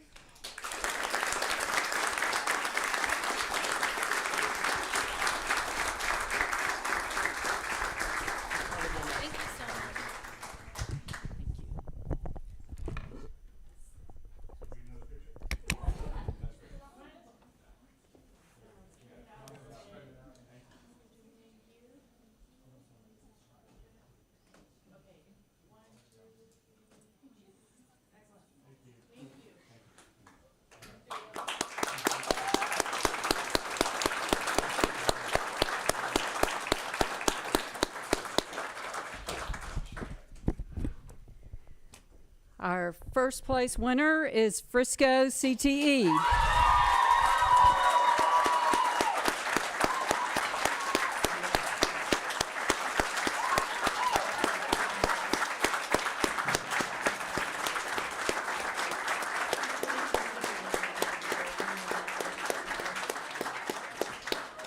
Shit, Ernest, give me your phone. Get up there. You just won the state team. Two members of our team. Get up there. Get up there.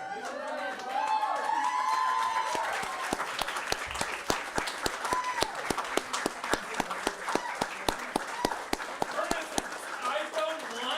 Is this iPhone 1? I'm low tech. Work here first, please. Everybody look at Melissa. 1, 2, 3, 3, 3. Okay. Now everybody else.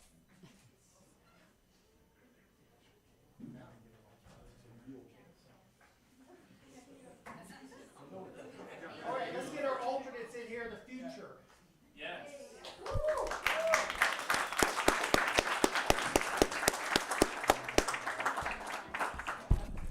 Y'all come on in, come on right here. Wait, y'all kind of go in the front. You gotta go, kind of stand up. You just gotta go down. Like this. Do the cheerleader squat. Put your feet closer to the floor. All right.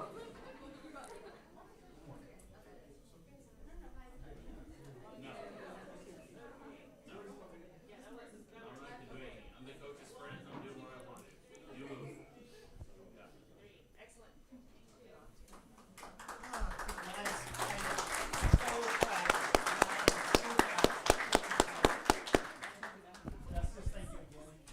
My pleasure. My pleasure. You did. And Frisco CTE finished second 3 years in a row. So this is a huge night for you all. Could we?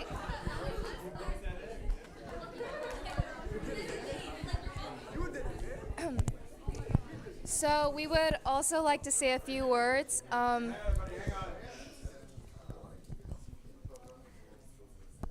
So Frisco CTE has come runner-up for 3 years in a row, and we truly thought we were cursed to be second best forever. Buffalo Bills of mock trial. We just want to take a moment to thank Mr. Leonard for coaching us through everything.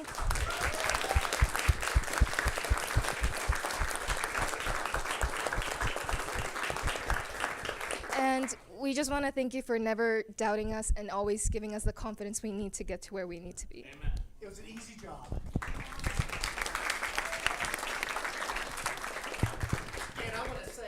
last 2 years has been great working with Mr. Bryant. He has brought a whole new dimension.